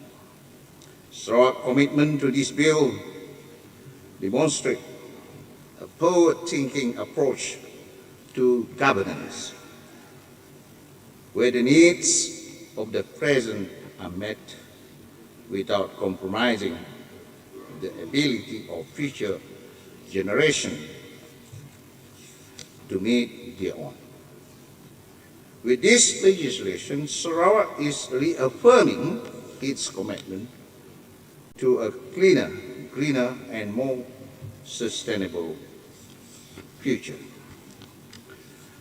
Tan Sri Dato' Amar Speaker, on the issues raised by several ahli yang berhormat on the public engagement and transparency,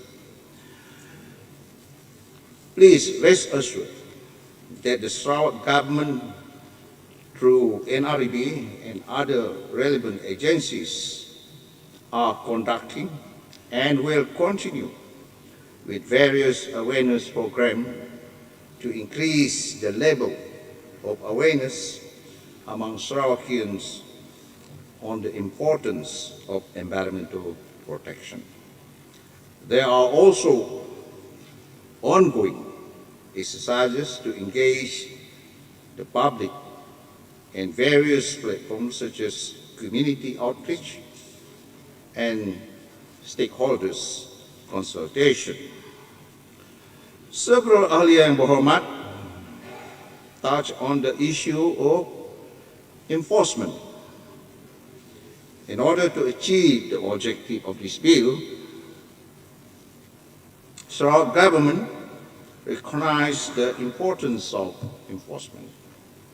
We will strengthen our enforcement as well as capacity building through increasing expertise, manpower, and adopting advanced technologies such as AI and big data.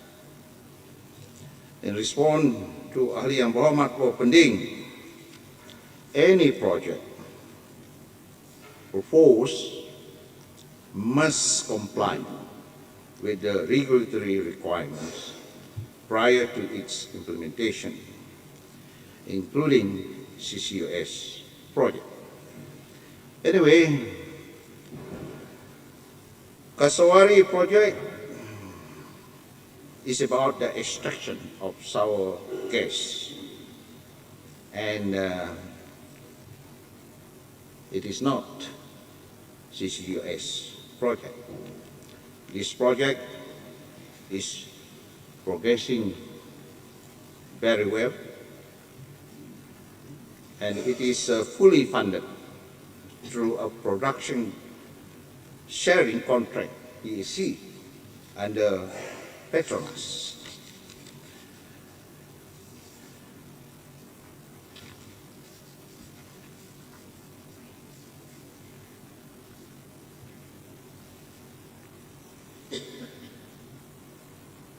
On the issue of the cascading dam, Yang Berhormat Langsung telah pun menerangkan secara jelas tentang kedudukan. Dan kita pun mengetahui majoriti rakyat di kawasan itu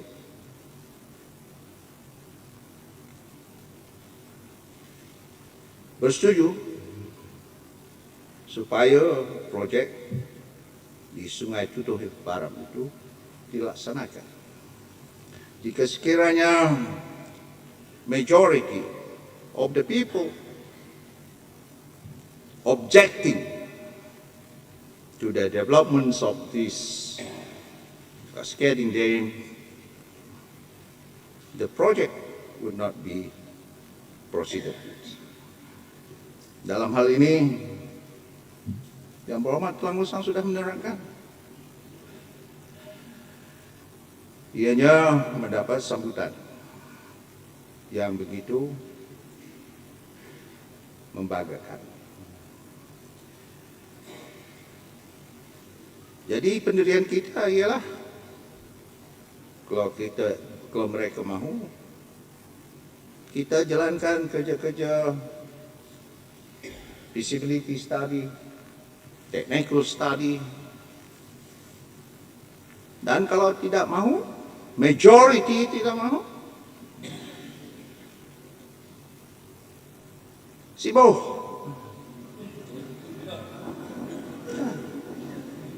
Tapi untuk kita nak memastikan 100% tidak ada di dunia ini,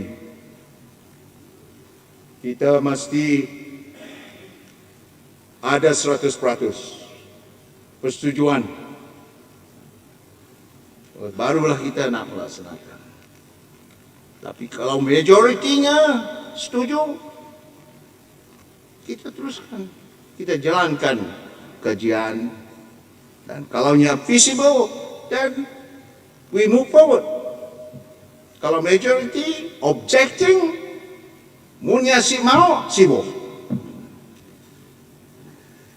Jadi itulah pendirian kita. Tan Sri Dato' Ahmad Speaker, in reply to Ahli Yang Berhormat for Terpadu, this bill empowers the Minister to declare through an order published in the Gazette that certain types of fires used for specific activities are not considered open burning. The government will take the necessary step to assess the type of activities that may be exempted through this order from time to time.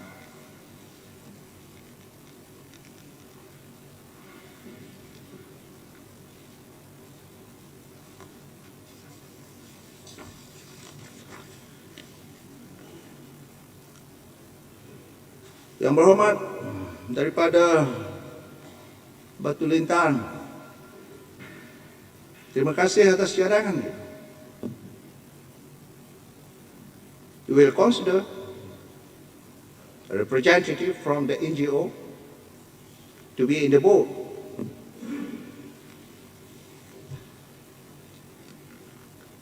Dan apa juga prosedur-prosedur kita akan selidiki untuk kita memperbaiki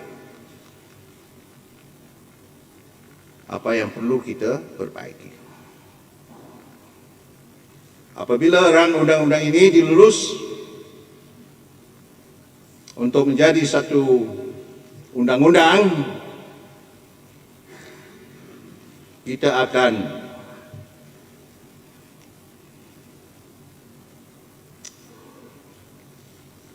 formulate the regulation to be met after this bill is passed. Dan saya juga mengucapkan berbanyak-banyak terima kasih atas pandangan, termasuklah yang dicakapkan hubung dengan the conservation side, harus mengambil kira tanah-tanah yang dimiliki oleh rakan-rakan kita, saudara-saudara kita di bawah NCR itu kita akan ambil kira. Tan Sri Dato' Speaker, on various points raised by ahli-ahli yang berhormat, the government will take this into consideration in formulating the regulation to be made after this bill is passed. Once again, I would like to thank all members of this August House for participating in the debate and supporting this bill. Thank you very much.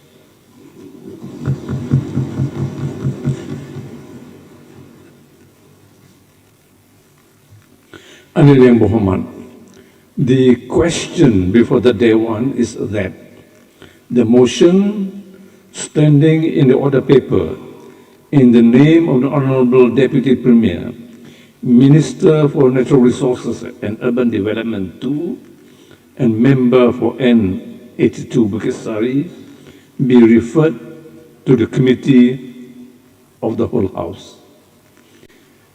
As many as our opinions say yes.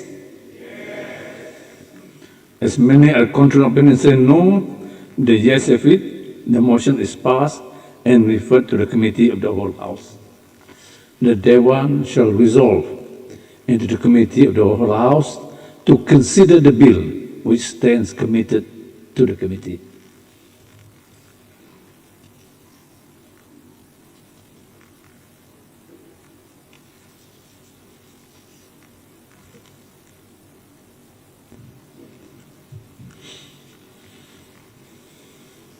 The Dewan shall now consider the Natural Resources and Environment Bill 2024. Clauses 1 to 101. The question is that clauses 1 to 101 are ordered to stand part of the bill. As many as opinions say yes, as many as contrary opinions say no, the yes have it. Clauses 1 to 101 are ordered to stand part of the bill. Schedules. The question is that the first and second schedule be ordered to stand part of the bill. As many as opinions say yes, as many contrary opinions say no, the yes have it. The schedules are ordered to stand part of the bill. Enacting clauses, schedules, and title. The Dewan shall now resume.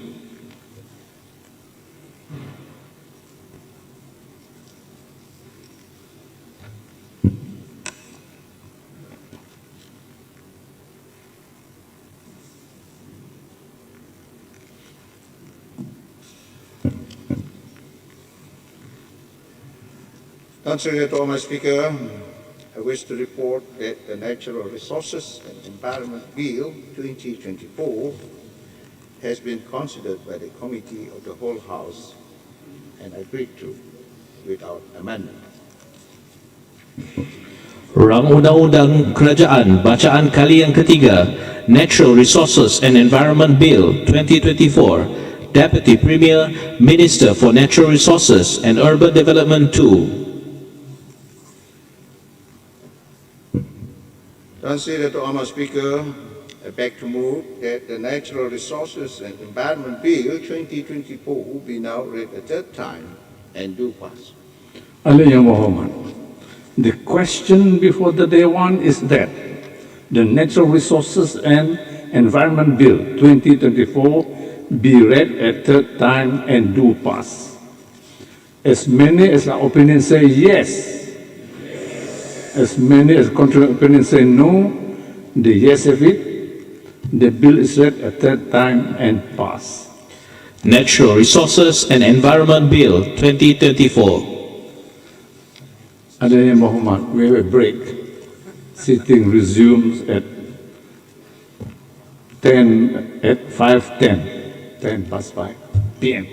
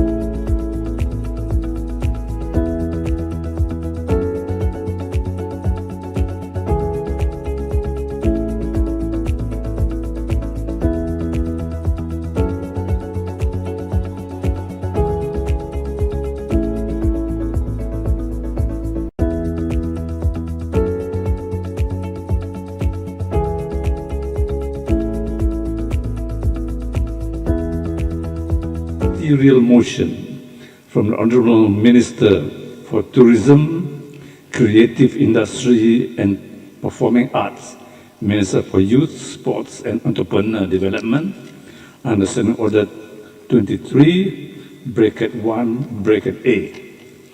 I shall now call upon the Honorable Minister and member for N15 Asajaya to move the motion. Terima kasih Tan Sri Dato' Amar Speaker. Assalamualaikum warahmatullahi wabarakatuh. A very good afternoon. Tan Sri Dato' Amar Speaker, I have a motion under my name and has duly given notice of motion dated 7 November 2024 under the Standing Order 23(1)(a) to move the following motion. Whereas there is a need to debate the standing orders to address new developments and challenges that has arisen, which are not adequately covered by the standing orders of Parliament and state legislatures in Malaysia. Whereas the proposed amendments attached herewith as Appendix 1 are aimed at improving the governance of proceedings in the Dewan by ensuring that allegations made in the Dewan are substantiated and verified. And whereas the said amendments are necessary to address the misuse of social media and press conferences, which have seen members making vitriolic and insidious comments ridiculing and scorning the ruling of the Speaker. Whereas the proposed amendment involves changes to the following standing order. 1. Standing Order 29. Number 2. Standing Order 32(10). 3. Standing Order 40(3). 4. Standing Order 86. And fifthly, Standing Order 90. And whereas the Standing Orders and Selection Committee of Dewan Undangan Negeri Sarawak had on the 30th of October 2024 consented to the proposed amendment to the Standing Order. Now therefore, this August House or this Dewan hereby resolve that firstly, the provisions of the Standing Order shall be amended in the manner shown in the Appendix 1. And secondly, copies of the Standing Orders, including all amendments, shall be printed by the government printer or other printer as proposed, as approved by the Speaker of Dewan Undangan Negeri Sarawak. Tan Sri Dato' Amar Speaker, the proposed amendments are aimed at improving the governance of proceeding in the Dewan by ensuring that allegations made in the Dewan are substantiated and verified. Through this amendment, it is imperative to address the recent development and emerging challenges that are not sufficiently covered by the current standing orders of both Parliament and state legislatures in Malaysia. As the legislative landscape continues to evolve, these amendments are crucial to ensuring that the governing rules remain adaptable, comprehensive, and capable of effectively managing contemporary issues and maintaining the integrity of parliamentary proceedings. Further, the proposed amendments are also critical to address the growing misuse of social media, and press conferences where certain members have made inflammatory and contemptuous remarks that seek to undermine and ridicule the authority of the Speaker's ruling. For the information of this August House, the Standing Orders and Selection Committee of Dewan Undangan Negeri Sarawak, which was held on the 30th of October 2024, had consented to this proposed amendment to the Standing Orders. Tan Sri Dato' Amar Speaker, this Dewan is the highest legislative body of the state. Proceedings of this Dewan should be conducted with dignity, with solemnity and decorum. What is said in this Dewan and reported outside could influence the unity and harmony of the multiracial, multi-ethnic community in the state. Therefore, it is important that all deliberation and decision of this Dewan should be honored and respected. Misrepresentation of anything that is said or transpired in this Dewan, either to the press or to the public, generally must be avoided.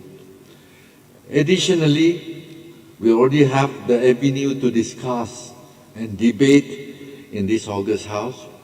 Therefore, all rulings and decisions later made by the Speaker ought to be duly respected and should not be made a matter of public ridicule and contempt through comments and misrepresentation to the media, as we have seen cases where members ridiculing the ruling of the Speaker with verbose and vitriolic remark the minute the meeting of this August House was adjourned.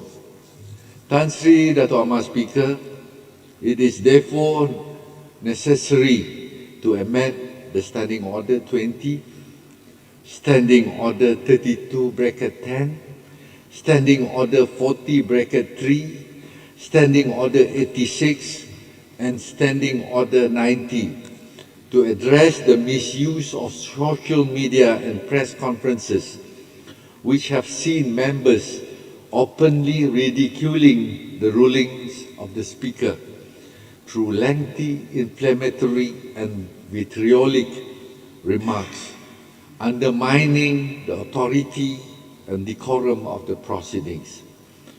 The proposed amendment to the Standing Order of the Dewan Undangan Negeri Sarawak is referred to as Appendix 1.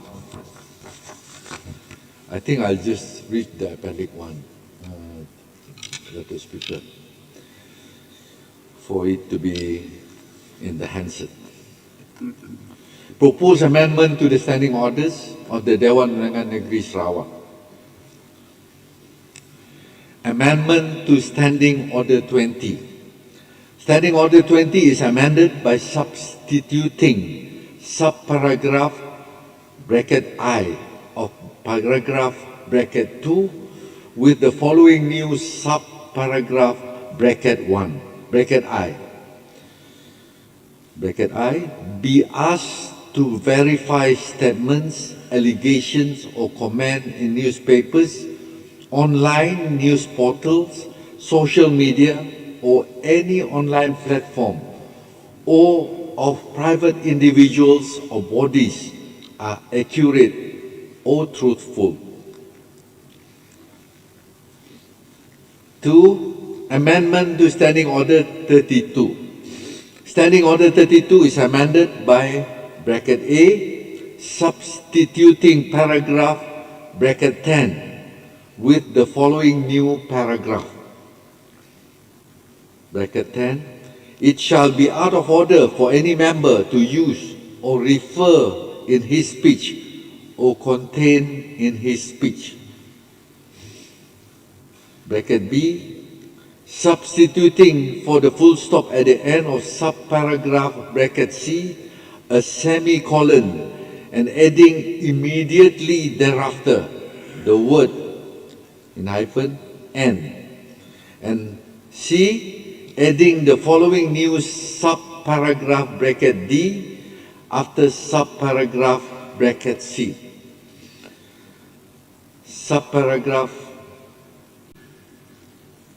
D reads, any information, allegation or comment by any person or organization, including those published in the newspapers, online news portals, social media or any online platform, the veracity or truth whereof he is unable to or has not been able to verify.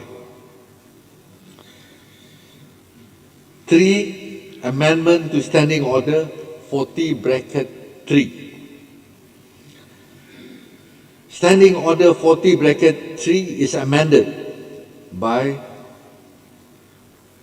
bracket I, substituting the full stop at end of paragraph E with a semicolon and adding immediately thereafter the word in hyphen O and 2, Roman 2, adding the following new paragraph bracket F after paragraph bracket E. Bracket F reads, persistently using or repeating any information, allegation or comment contained in any newspaper, online news portal, social media or any online platform which he has not verified, or the truth or accuracy whereof he could not justify when called upon by the chair to produce proof of such verification or justification. Fourthly, amendment to Standing Order 86. Standing Order 86 is amended by bracket A, inserting number bracket 1 before the words the decision and substituting the full stop at the end thereon with a semicolon and inserting immediately thereafter the word and in hyphen and bracket B, adding the following new paragraph bracket 2 and bracket 3 thereto. Bracket 2 reads, no member may, whether within or outside the Dewan, by conduct, action or words, ridicule, dispute, show contempt for or deliberately refuse to obey such ruling of the chair.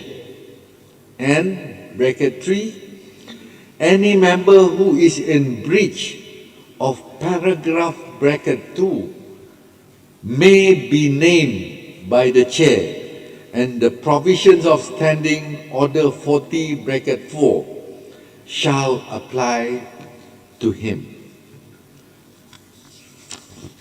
Finally, amendment to Standing Order 90. Standing Order 90 is amended by inserting after the definition of in hyphen sitting the following new definition of social media. This is putting in a new definition, that is social media. Social media refers to the means of interaction or communication or dissemination among people in which they create, share, exchange or post information or ideas through virtual networks and communities. For all the above reasons, Tan Sri Dato' Amar Speaker, I hereby urge all honourable members of this August House to fully support this motion so that improvement can be made to the standing orders to achieve the objective which I have outlined. I beg to move. I shall now call upon the Honourable Deputy Minister for Education, Innovation and Talent Development and Member for N55 Nangka to second.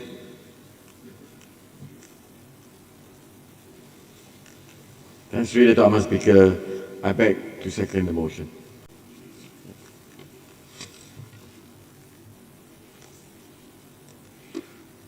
Ali Ayam Muhammad. The question before the Dewan is that the motion in the name of the Honourable Minister for Tourism, Creative Industry and Performing Arts, Minister for Youth, Sports and Entrepreneur Development and Member for N15 Asarjaya be approved. Ali Ali Muhammad, under Standing Order 31, bracket 8, I hereby limit member speeches to a maximum of 20 minutes. Any honourable member who wishes to speak?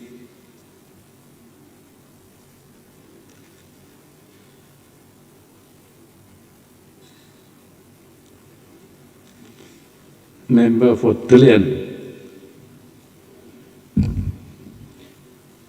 Terima kasih Tan Sri Dato' Amar Speaker. Salam damai, salam Sarawakku sayang dan salam Sarawak maju makmur. Terima kasih di atas kesempatan yang diberikan kepada saya untuk turut serta dalam perbahasan pindaan peraturan Mesyuarat Dewan Undangan Negeri Sarawak yang dibawa oleh Asarjaya merangkap Menteri Pelancongan, Industri Kreatif dan Seni Persembahan Sarawak.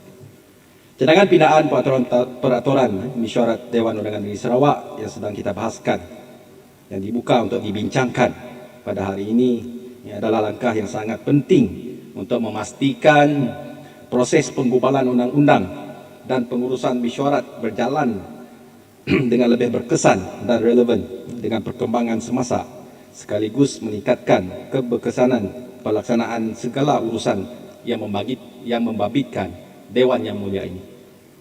Pindaan-pindaan yang dicadangkan ini amat diperlukan untuk menangani perkembangan dan cabaran baharu yang timbul yang tidak dapat ditangani secukupnya oleh peraturan mesyuarat sedia ada dan sudah sampai masanya juga untuk dikaji semula. Tan Sri Dato' Amar Speaker, dalam usul pindaan ini dinyatakan bahawa terdapat keperluan untuk mengemaskini peraturan mesyuarat bagi menangani cabaran dan perkembangan baru yang tidak diambil kira dalam peraturan sedia ada. Pindaan yang dicadangkan bertujuan untuk memastikan semua tuduhan atau kenyataan yang dibuat di dalam Dewan disahkan dan dapat dibuktikan dan mengatasi penyalahgunaan media sosial dan sidang akhbar di mana anggota Dewan sering membuat komen yang merendahkan atau menghina keputusan Speaker. Pindaan-pindaan utama yang dicadangkan adalah seperti yang dimaklumkan oleh Yang Hormat Menteri sebentar tadi. Ianya adalah seperti Standing Order 20. Pindaan kepada Standing Order 20 bertujuan untuk memastikan ahli-ahli Dewan bertanggungjawab terhadap kenyataan yang mereka buat. Ahli-ahli akan diminta untuk mengesahkan ketepatan atau kebenaran sebarang kenyataan. Tuduhan atau komen yang dibuat di media cetak, portal berita dalam talian, media sosial atau mana-mana platform atas talian. Standing Order 32 bracket 10. Pindaan kepada Standing Order 32 bracket 10 pula melarang ahli-ahli daripada menggunakan atau merujuk kepada sebarang maklumat, tuduhan atau komen yang tidak dapat disahkan kebenarannya dalam ucapan mereka. Standing Order 40 bracket 3. Pindaan ini membolehkan tindakan diambil terhadap ahli yang berurusan menggunakan atau mengulangi maklumat yang tidak disahkan atau tidak dapat dibuktikan kebenarannya. Ini akan menggalakkan ahli-ahli untuk lebih berhati-hati dan bertanggungjawab dalam ucapan mereka. Standing Order 86 Pindaan kepada Standing Order 86 adalah penting untuk memastikan keputusan Speaker sentiasa dihormati. Ia melarang ahli-ahli daripada mempertikaikan, menghina atau sengaja mengingkari keputusan Speaker sama ada di dalam atau di luar Dewan. Ini akan memelihara integriti dan kewibawaan institusi Dewan yang mulia ini. Standing Order 90, pindaan kepada Standing Order 90 memperkenalkan definisi media sosial ke dalam peraturan-peraturan Mesyuarat Dewan Undangan Negeri Sarawak. Ini penting untuk menangani cabaran era digital dan memastikan peraturan kita meliputi semua bentuk komunikasi moden selari dengan peredaran zaman ketika ini. Tan Sri Dato' Amar Speaker, pada pandangan saya, pindaan-pindaan yang dicadangkan ini diyakini mampu mempengaruhi keberkesanan pelaksanaannya dalam setiap urusan Dewan. Seperti yang pertama, meningkatkan ketepatan dan kewibawaan. Pindaan kepada Standing Order 20 and 32 bracket 10 menekankan keperluan untuk mengesahkan kebenaran kenyataan yang dibuat oleh ahli Dewan. Dengan mewajibkan ahli untuk mengesahkan maklumat sebelum menyampaikannya, ini akan mengurangkan penyebaran maklumat yang tidak tepat atau tidak berasas yang boleh menimbulkan fitnah dan mengelirukan Dewan. Kewajipan ini akan meningkatkan ketepatan dalam perbahasan dan keputusan yang diambil, sekaligus memperkukuh kewibawaan Dewan yang mulia ini. Yang kedua, mengurangkan penyalahgunaan media sosial. Pindaannya berkaitan dengan penggunaan media sosial bertujuan untuk mengatasi masalah penyalahgunaan platform tersebut oleh ahli-ahli Dewan. Dengan menetapkan peraturan yang lebih ketat mengenai rujukan kepada maklumat yang tidak disahkan, pindaan ini akan mengurangkan kemungkinan ahli membuat kenyataan yang boleh mencemarkan reputasi institusi dan merosakkan integriti proses perundangan. Yang ketiga, memelihara kedaulatan dan ketenteraman Dewan. Dengan memperkenalkan peraturan yang melarang penghinaan terhadap keputusan Speaker, seperti dalam pindaan kepada Standing Order 86, ini akan membantu memelihara kedaulatan Dewan. Ahli-ahli akan lebih menghormati keputusan yang dibuat, dan ini seterusnya akan mengurangkan ketegangan dalam perbahasan serta memastikan prosiding berjalan dengan lancar tanpa gangguan yang timbul dari tuduhan yang tidak berasas. Yang keempat, meningkatkan tanggungjawab ahli. Pindaan kepada Standing Order 40 bracket 3 dan 86 menambahkan elemen tanggungjawab kepada ahli untuk tidak mengulangi maklumat yang tidak dapat disahkan di dalam ucapannya di dalam Dewan yang mulia ini. Ini bukan sahaja meningkatkan disiplin dalam Dewan, tapi juga mendorong ahli untuk lebih berhati-hati dalam membuat kenyataan, menjadikan perbahasan lebih berfokus dan konstruktif berbanding perbahasan yang berniat untuk menimbulkan kekacauan. Yang kelima, memudahkan proses perundangan. Dengan penekanan pada pengesahan maklumat dan pengurangan gangguan semasa sesi persidangan, pindaan ini akan mempercepatkan proses perundangan. Ahli-ahli Dewan dapat memberi tumpuan kepada isu-isu penting tanpa terganggu oleh pertikaian yang tidak relevan atau maklumat palsu, menjadikan sesi dan ianya sekaligus akan menjadikan sesi lebih produktif dan efisien. Dalam era digital ini, kita perlu memastikan peraturan-peraturan Dewan kita kekal, relevan dan berkesan untuk diguna pakai.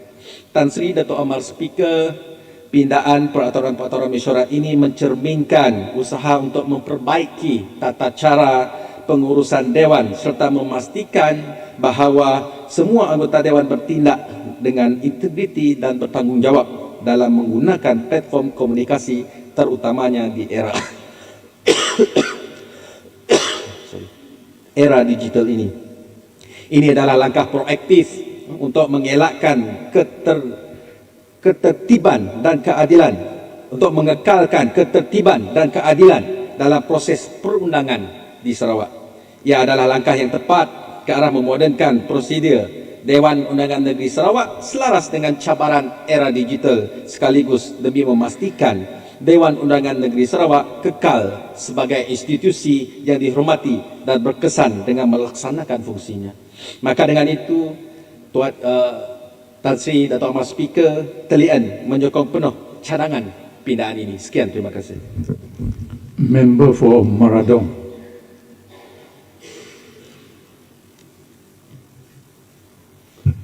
Thank you, Tan Sri Dato' Ahmad Speaker, for giving me the chance to debate on the amendment of standing orders of Dewan Undangan Negeri, Sarawak. Being responsible for what we say is crucial because our words can have the power to influence, hurt, or heal others. And to be mindful of what we say ultimately reflects our integrity and maturity. Social media can offer numerous benefits like connectivity and access to information. But it also has negative effects like addiction and time wasting, cyberbullying, and creation of echo chambers. Many people cannot differentiate what they see and read in online news portals and social medias, whether they are true or fake news. And often they start to viral until serious damages are done. Therefore, it is important that one must ensure what one says is true and ready to substantiate it. The amendment to the standing orders is aimed at improving the good governance of proceedings and ensuring that allegations made in the Dewan are substantiated and verified. However, it is sad to note that some members of this August House, with their compulsive behavior,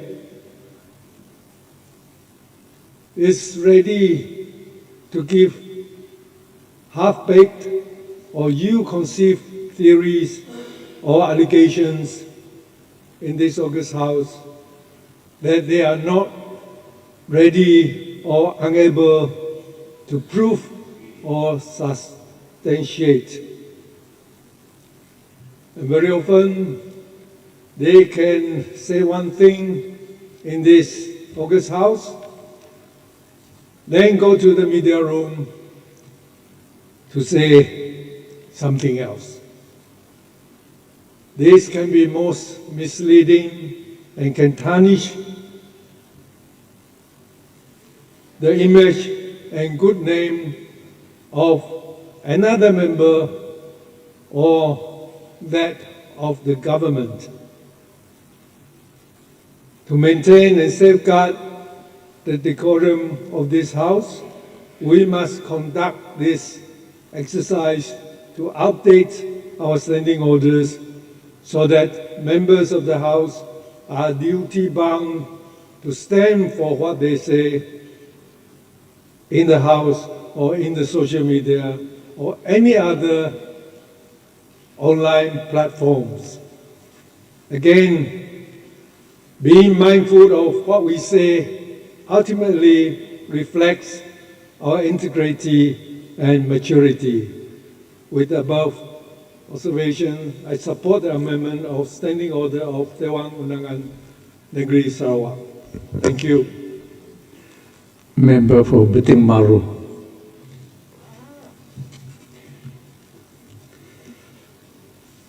Thank you, Tan Sri Dato' Ahmad Speaker.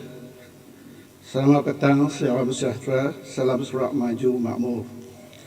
Tan Sri Dato' Ahmad Speaker, I would like to congratulate the Honorable Dato' Sri Abdul Karim Rahman Hamzah, Member for N15 Sajaya, Minister for Tourism, Creative Industry and Performing Art, Minister for Youth, Sport and Entrepreneurial Development Sarawak, for moving this ministerial motion amendment to this August House. Tan Sri Dato' Amar Speaker, I am compelled to raise in fervent backing of the motion set forth to revise our parliamentary rules of engagement. These timely changes are not only prudent but essential in safeguarding the credibility and decorum of this revered legislative chamber. In this digital age, Tan Sri Dato' Amar Speaker, we find ourselves in the torrent of unverified information, dubious allegation, and outright falsehood propagated across myriad online platforms. And yet, as steward of the public trust, we have a solemn obligation to uphold the standard of transparent and fact-based deliberation.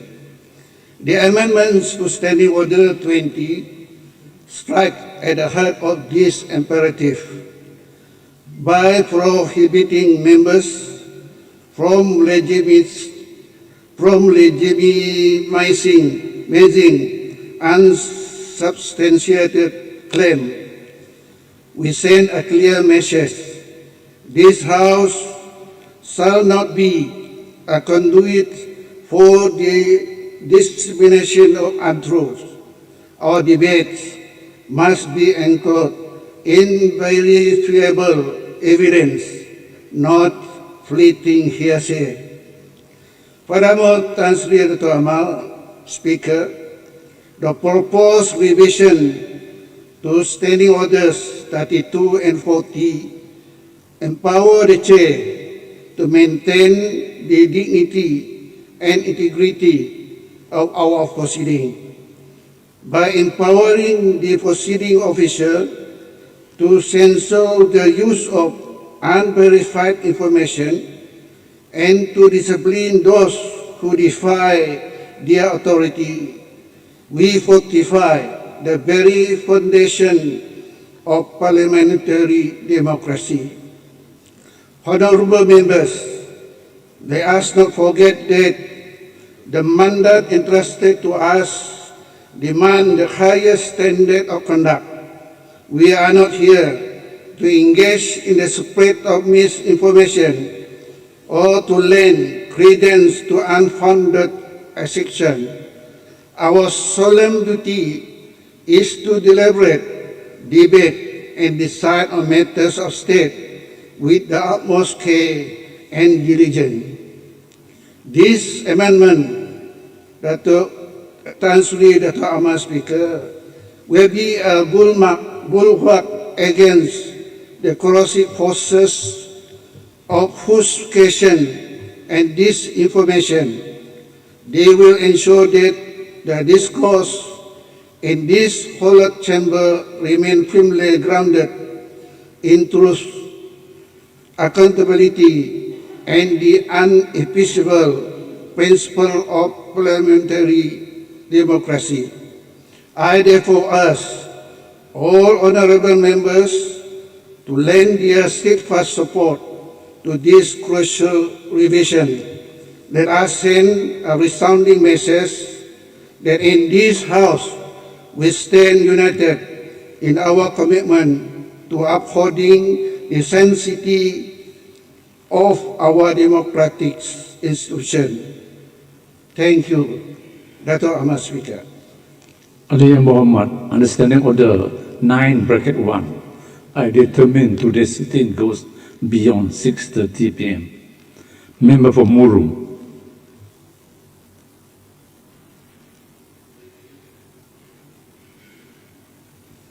Thank you, Tan Sri Dato' Amar Speaker. I stand before you to support the proposed amendment to the standing order of this esteemed Assembly moved by Minister for Tourism, Creative Industry and Performing Art, Minister for Youth and Sport and Entrepreneur Development, and member for Dewan Undangan Sarawak and 15 Asajaya. These amendments are not just a response to the evolving landscape of communication and information dissemination. They represent our collective commitment to uphold the integrity, respect, and decorum of this Dewan. Tan Sri Dato' Amar Speaker, in recent time, we have witnessed an alarming trend where unverified information, baseless allegations, and inflammatory comments have permitted various platforms, including social media and online news portals. This constitutes not only an attack on the honor of this assembly, but also undermines the trust that the public places in us as their representative. The proposed amendment seeks to ensure that any statement made by members within this Dewan are substantiated and verified. By doing so, we are not just protecting the dignity of this assembly, we are fostering a culture of accountability. Members will be required to back their assertion with evidence, thereby enhancing the credibility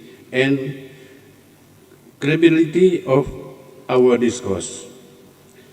Tan Sri Dato' Amar Speaker, the rise of social media has transformed the way we communicate. However, it has also facilitated the spread of misinformation and vitriol.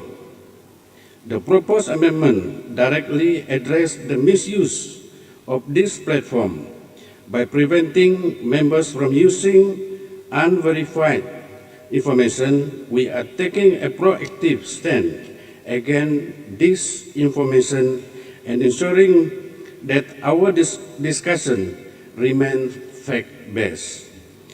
Furthermore, the landscape of public communication has shifted significantly. As representatives, we must not only be aware of what we say within this world, but also how our words may echo beyond them. This amendment will serve as a necessary check against the irresponsible use of our platform, ensuring that we engage in constructive dialogue rather than inflammatory rhetoric.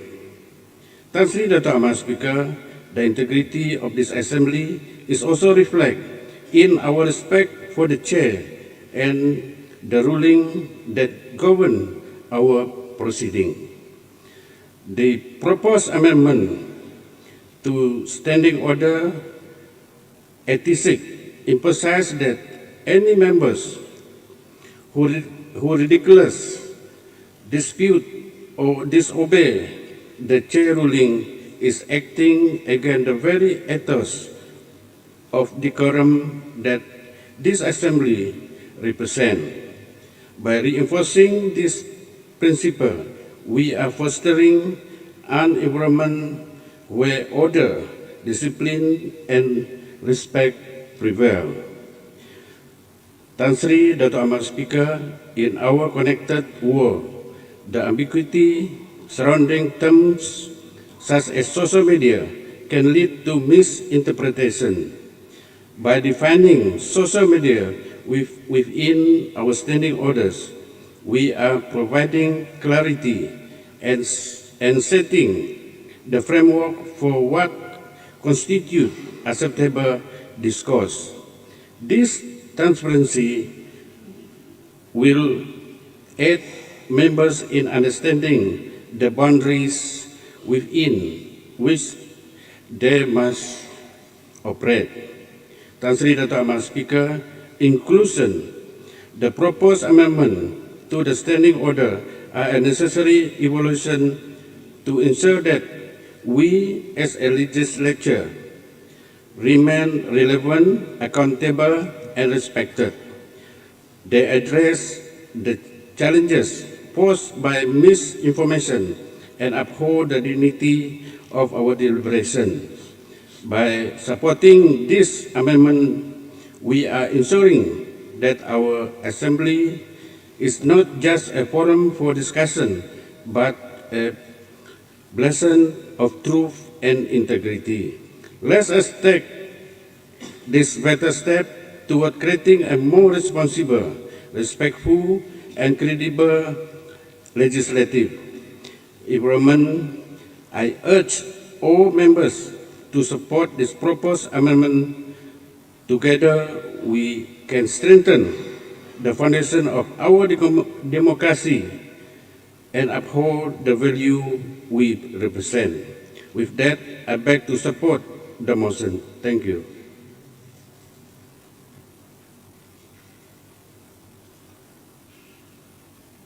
Any other member who wishes to speak?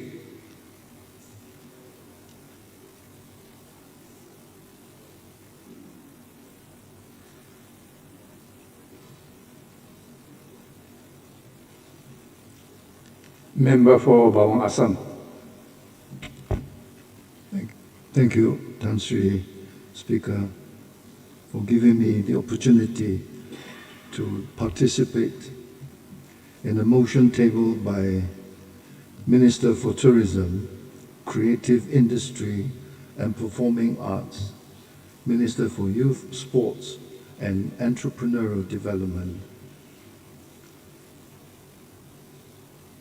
Tan Sri Speaker, this motion may be viewed as an important move in this Dewan.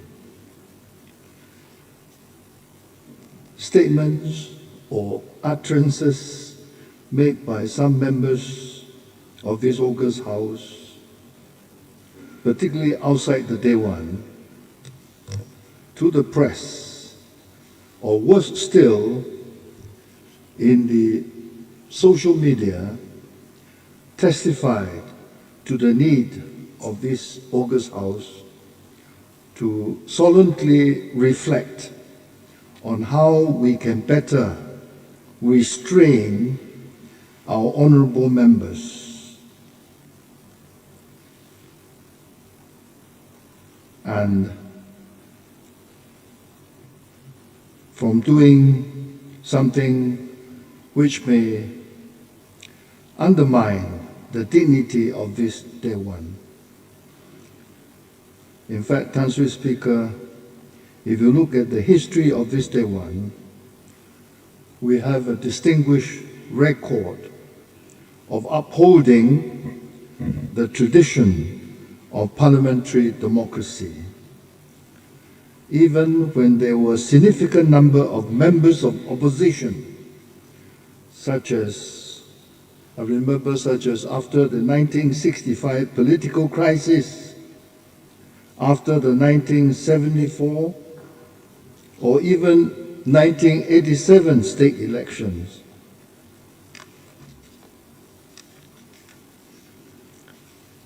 Even during those periods of Dewan history, if you look at the handsets, deliberations in this august House were conducted without affecting its dignity and with the observance of the time-honored rules of parliamentary democracy. Tan Sri Speaker, I remember when I was the Speaker in the 1990s, most, if not all, honorable members would abide strictly with the standing order of the Dewan and accord due respect to all rulings and decisions of the House, the decisions of the House and the rulings of the Speaker.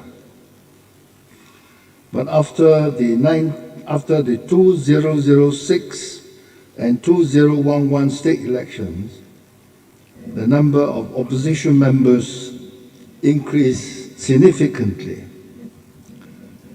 Perhaps because of the influence of the West Malaysian politics in those days.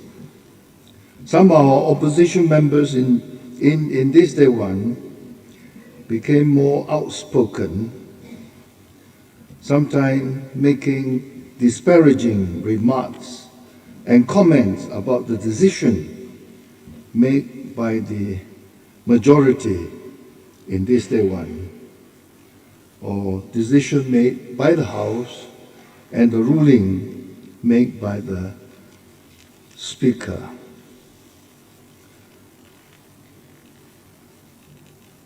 Some of the times, immediately after the decision made by the House, or when the Speaker came to the ruling, some members will quickly leave the chamber and call a press conference to denounce the decision of the House and the ruling of the speakers. By right, if some members do not agree to any decision of the House or the rulings of the Speaker, there are adequate provision in the standing order to seek reconsideration thereof. I think it is improper for members to belittle or show their contempt by question or at times ridiculing decisions of the House or the ruling made by the Speaker. Nowadays, with social media coming into play, a lot of the social media statements and allegations may not be true and could not be substantiated by facts. One can go to social media, which can be perverted or subverted to create fiction, to manipulate information, to mount attack and ridicule people or ridicule the government, inflicting damages.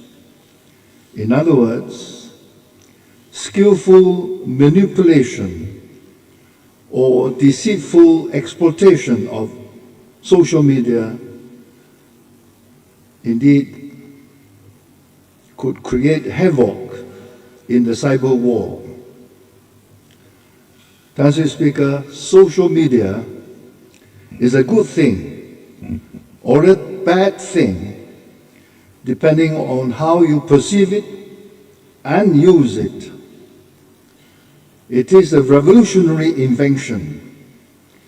If used properly, it can lead to a feeling of connectedness and help us flourish in our personal and professional life. Used improperly, it will have negative impact on us and on our society.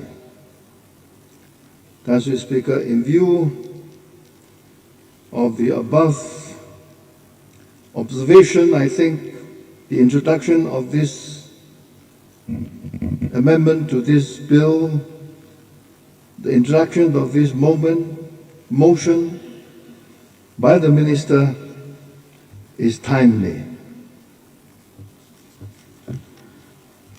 Mr. Speaker, we know that if members of this House, we must at all times be governed or regulated by three things.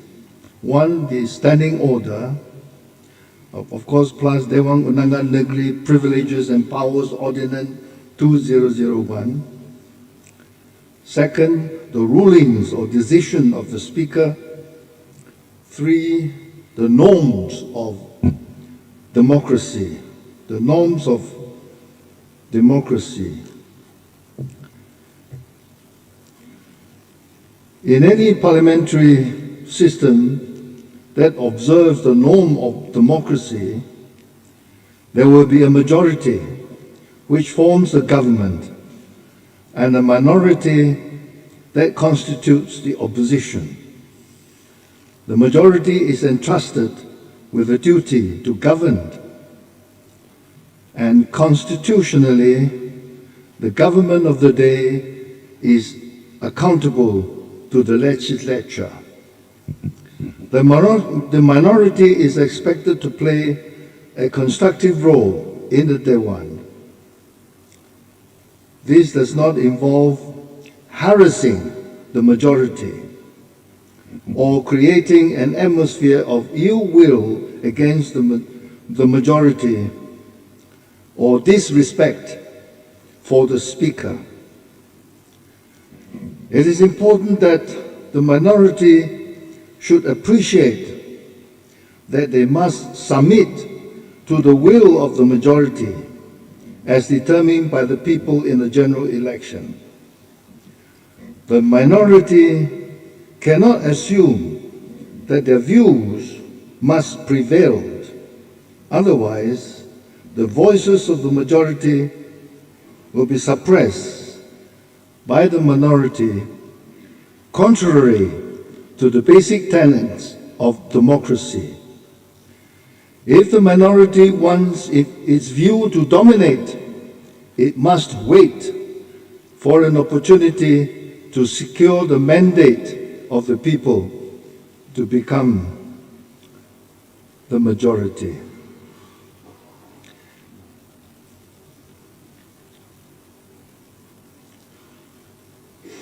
So, Council Speaker, particularly with this social media coming into picture,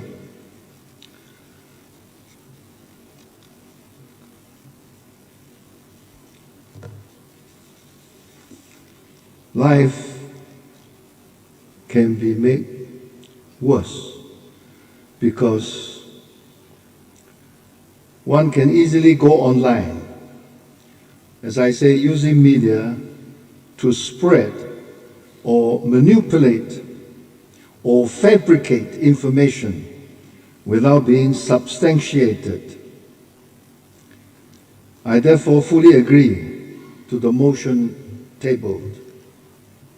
As said by your good self, Tan Sri Speaker, I think during the press conference at the end of the pre-dawn meeting on the 8th of November, the amendment that contains in the motion define what is social media is, or what social media is, and provide a nexus, a link between the current standing order and the punishments meted out against the offending members. I hereby give full support to the proposed motion by the Honourable Member for Tourism, Creative Industry and Performing Arts, a Minister for Youth, Sports and Entrepreneurial Development. Well done, Dato' Sri. Thank you, Tan Sri Speaker. Member for Bukit Bangunan.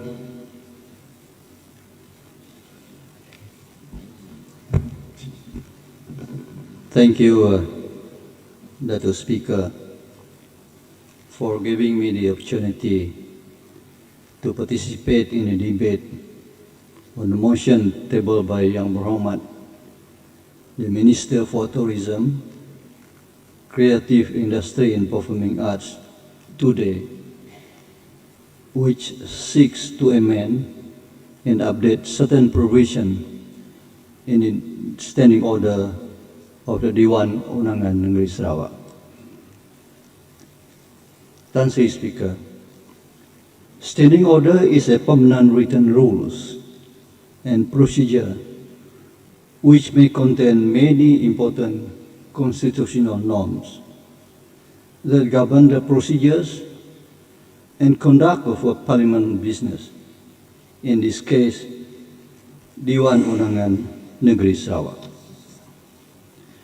Thus, Tuan Sri Speaker, standing order is a very important piece of document that I would say govern the operation and running of the Dewan Undangan Negeri. However, after decades, standing order may be outdated. Therefore, it may be necessary to amend or to even change the standing order, as some provision may not be relevant anymore, thus not suitable to deal with modern context. In this case, a new provision may be required to facilitate the smooth running of the Dewan. For example, the term social media. In past decades, it does not attract much attention as people use various social media for its intended purpose. Now everyone talk about the use of various forms or types of social media, online news portal, and so on, not only as a means to communicate with one another or disseminate information to targeted group or market segment, but more often than not, it was used by unscrupulous people to spread lies, slanders, rumors, to discredit one another, including politicians. This is a challenge that we are all facing now. Therefore, Tuan Sri Speaker, in my opinion, there should be a provision in the standing order to deal with members who often use various types of social media or online portal to belittle another member of the DUN, including the lowering of the chair. And what we see today, we are moving in that correct direction. Tuan Sri Speaker, we all need to protect and uphold the sanctity of the Dewan Undangan Negeri. Dewan Undangan Negeri is a place where laws are made, government policies and programs are deliberated and approved. Therefore, members of the Dewan Undangan Negeri need to maintain a high degree of integrity, decorum, professionalism, and should be made accountable to what he or she has said in this august house. Tuan Sri Speaker, as I have said earlier, standing order should be dynamic and relevant to modern context. So in my opinion, the motion to amend certain provision of the standing order is not to curtail members' privilege of freedom of speech, but to ensure members would speak or debate within the ambit in the provision of the standing order. So with that short comment, Tuan Sri Speaker, I wish to support the motion to amend the standing order. Thank you. Member for Pending.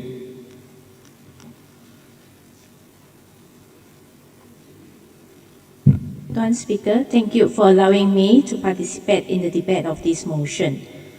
This motion to amend the standing order is deemed as a gag order to oppress and suppress the opposition voices by stifling meaningful discussion where members of the House and those in the authority are queried or questioned.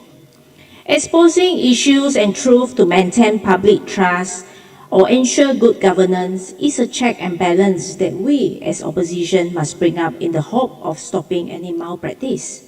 Tuan Speaker, is it because the truth hurts so much that the standing order with new amendments has to be imposed on the opposition members to stop us from spilling the beans? I believe by zipping our lips with the new amendments will lead to more and wider abuse of power or corruption with no fear of anyone talking about it. How can the standing order be met so that anyone who asks question or makes statement to verify statement, allegation or comments in newspaper, online news portal? I wonder whether they are, let me repeat. How can the standing order be met so that anyone who asks question or makes statement to verify statement, allegation or comment in newspaper, online news portal, whether they are accurate or truthful? In my view, it is just ridiculous. If we need to verify news reported in the newspaper or news portal, they might as well close shop if the news reported were deemed to be inaccurate and not true. Tuan Speaker, there are many avenues for members in this House to clarify themselves, but gagging us should be the last thing to do. It is obvious the standing order is to create a culture of fear, to stop the opposition from speaking against the government or individuals, and to expose malpractice, abuses of power, or even scandals. We in the opposition are just carrying out our responsibilities expected from the people, but this august House is forbidding us from speaking out. Where is democracy? Democracy is dead, I would say. These proposed changes are the step backward to undermine our duty for an open debate. Tuan Speaker, why does this House feel the need to be so protective of its members? Should members act with responsibility and integrity, they should have no fear of exposure to any wrongdoings. The motion to amend the standing order made us wonder, are the members from the GPS are so vulnerable or even so problematic that they need the protection of the standing order to prevent anyone from speaking out about them? By such oppression, it will cause the public distrust on the government. If the state government is genuinely committed to transparency and good governance, it should welcome criticism as part of the democratic process. Constructive criticism is a vital check on power and helps identify areas for improvement. By tightening standing orders in this assembly, there is a real risk that these rules will prioritize protecting political interests over the public good. Tuan Speaker, should a member feel that he should not be criticized for any wrongdoing or for common good, then I would say the platform of being a people representative is not a job for them. He or she might as well stay at home and sleep. For this above reason, I cannot support this motion. Thank you.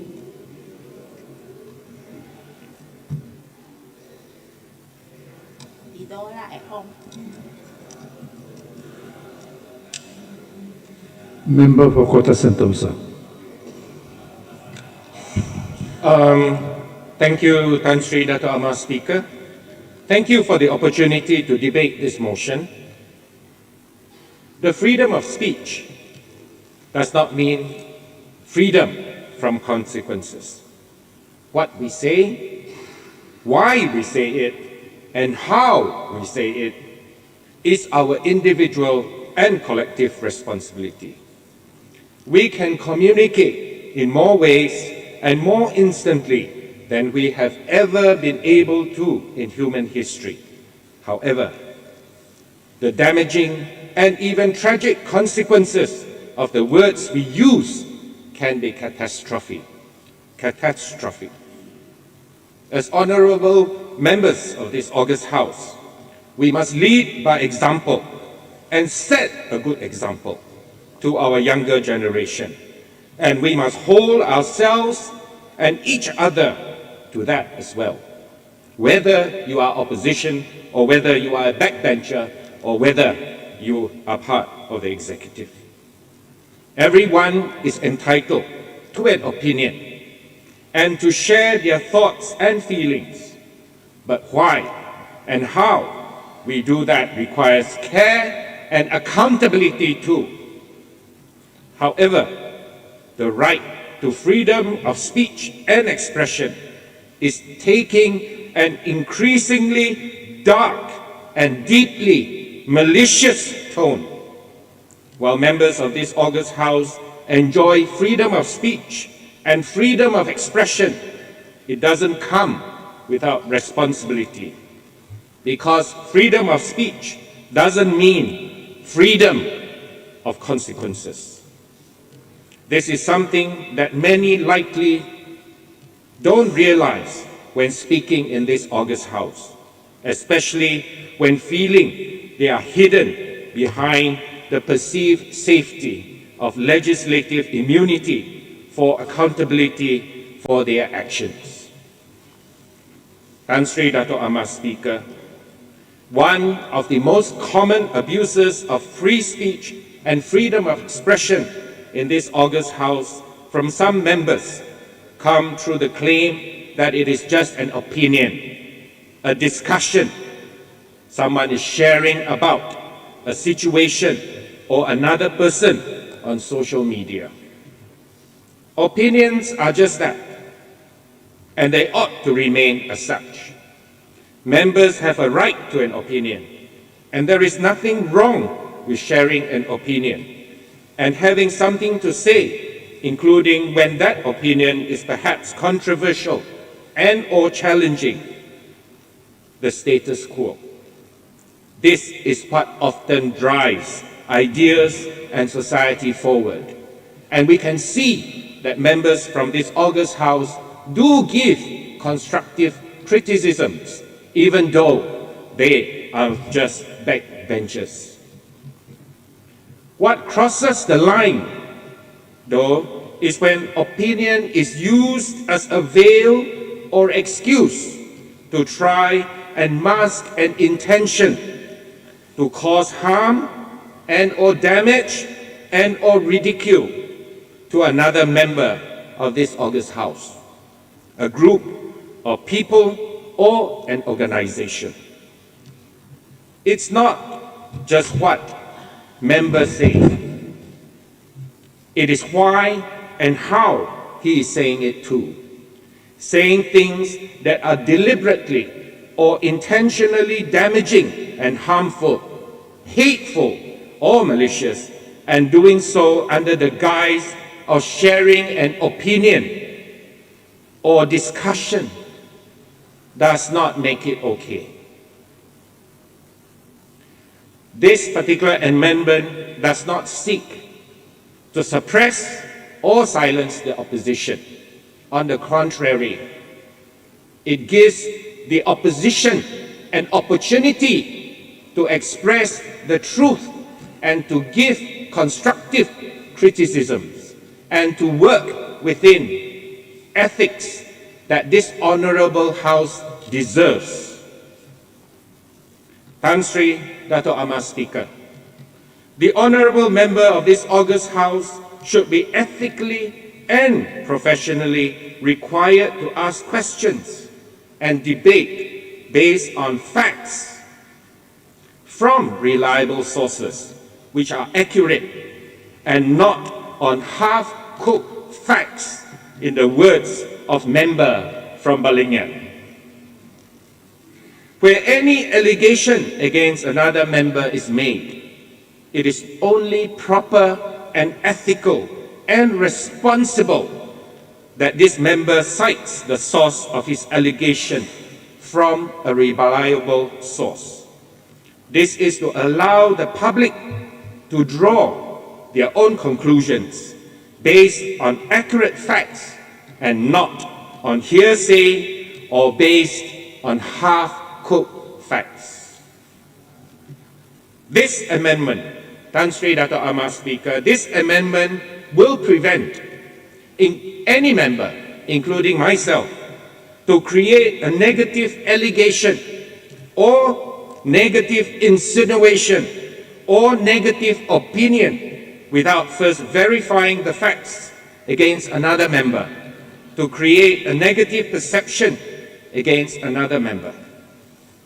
Tan Sri Dato' Amar Speaker, the proposed amendment to the standing orders are therefore timely, and on that note, I fully support this motion by the Minister. Thank you. Member for Padungan. Thank you, Mr. Speaker, for giving me this chance to participate in the debate on the Minister's motion to amend the standing order. I will go straight to the proposed amendment to Standing Order 32, which I'll read out together with the original motion, original standing order. Standing Order 32, subparagraph 10, reads, it shall not, as proposed by the Honourable Minister, reads as follows, quote, it shall be out of order for any member to use or refer in his speech or content in his speech A, B, C, D. D is the additional, new addition to the Standing Order 32, bracket 10. But A, B, C as it stands in the existing Standing Order, A is treasonable words, B, seditious word, and C, words which are likely to promote feelings or ill will or hostility between different communities in the state or infringe the Constitution of the State of Sarawak or the Sedition Act 1948. Now, with the proposed amendment, the addition of clause D, which is any information, I'll quote, any information, allegation, or comment by any person or organization, including those published in the newspapers, online news portals, social media or any online platform, the veracity or truth whereof he is unable to or has not been able to verify. Unquote. Mr. Speaker, I have no quarrel to include some restriction on the use of information on social media, allegation on social media or online platform. However, I take strong exception and objection to include the words those published in the newspapers. Mr. Speaker, I just give you an example just to put in context how this amendment is going to work and how far-reaching effect it is going to curtail and suppress debate in this House. Last week, Donald Trump won the US state election. How do we know that? We know it through CNN, BBC, news portals. All right? With this amendment, we can't use that information because we can't verify it. Unless you want to call Donald Trump, hey, Mr. President, or Donald, you have won the election. You can't verify it by reading the newspaper. You have to read, you have to verify it beyond what is published in the newspaper or news portals. That is how it reads. Because what is published in the newspaper, you have to verify the truth. Here, I give you an example. UNIMAS moves up in QS Asia University ranking.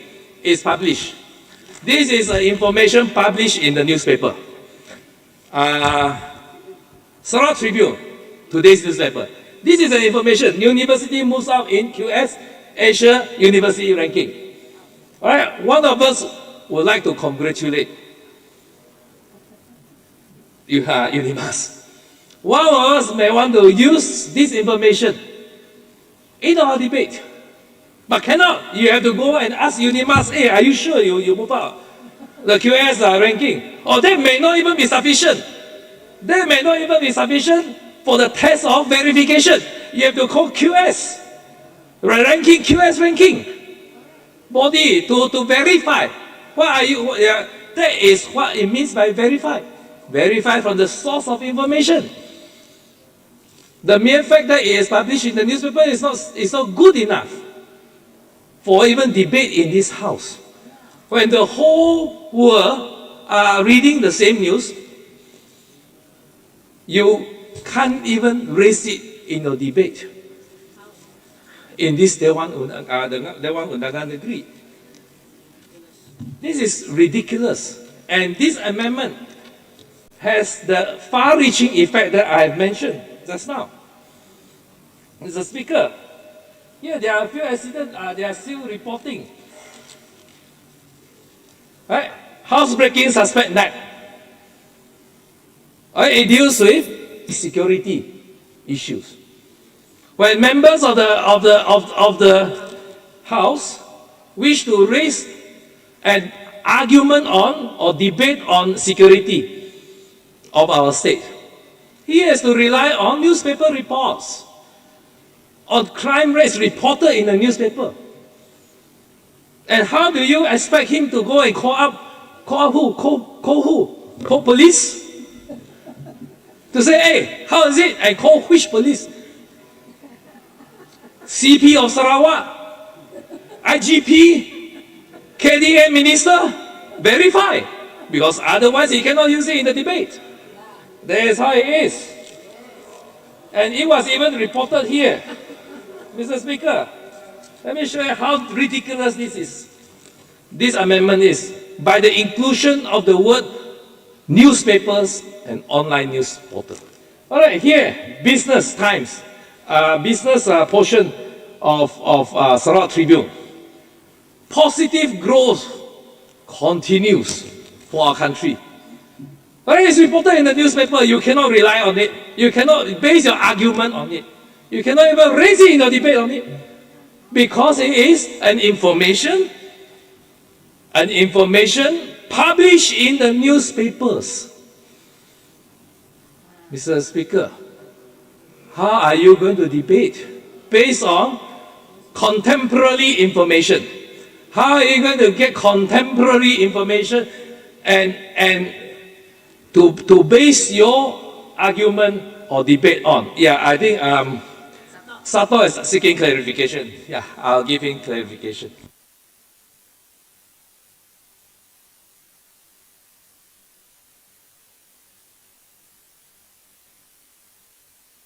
Who's asking for clarification? Oh, Sato. Can boleh I'm just saying that you are quite emotional today. Very emotional actually, you know. But we are here having a friendly debate, and what the point that you raised specifically is the issue that you raised. Well, it's arguable to me, you know. Especially because the issues that you brought just now about Trump, about the pepper, these are public, what do you call this, public news, you know. It is known to the public.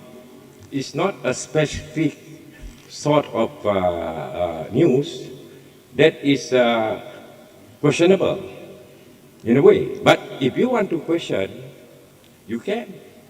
I mean, if you want to verify it, for example, like the Trump winning an election, you know, so you can verify it through so many sources. You have CNN.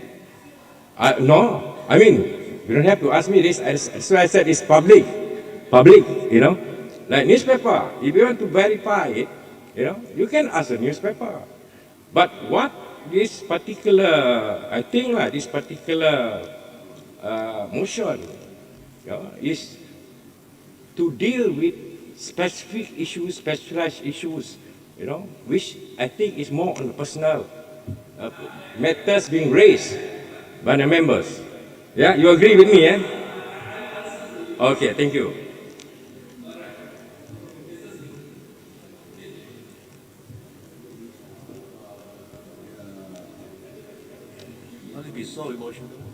Mr. Speaker, I take the question from Sato. He said, you know, Donald Trump won, you can verify. Verify from where? From the news. But you cannot, because by virtue of this amendment, Sato, you are a lawyer, I'm a lawyer, we are legally trained, the minister who table is a lawyer. Read it. Any information, allegation, or comment by any person or organization, including those published in the newspaper, online news portals. You must verify beyond reading a newspaper. War on Ukraine. You want to talk about it, you cannot rely on any report in the newspaper or news portal. You have to go and call out Zelensky. Hey, are you having a war with Russia or Putin? Are you invading Ukraine? That is what you call verification. Right? But if you are unable to call out, you are unable to call Putin, or you are unable to call Zelensky, then you can't verify. You can't rely on news portal, newspaper reports to mention that there is a war in Ukraine.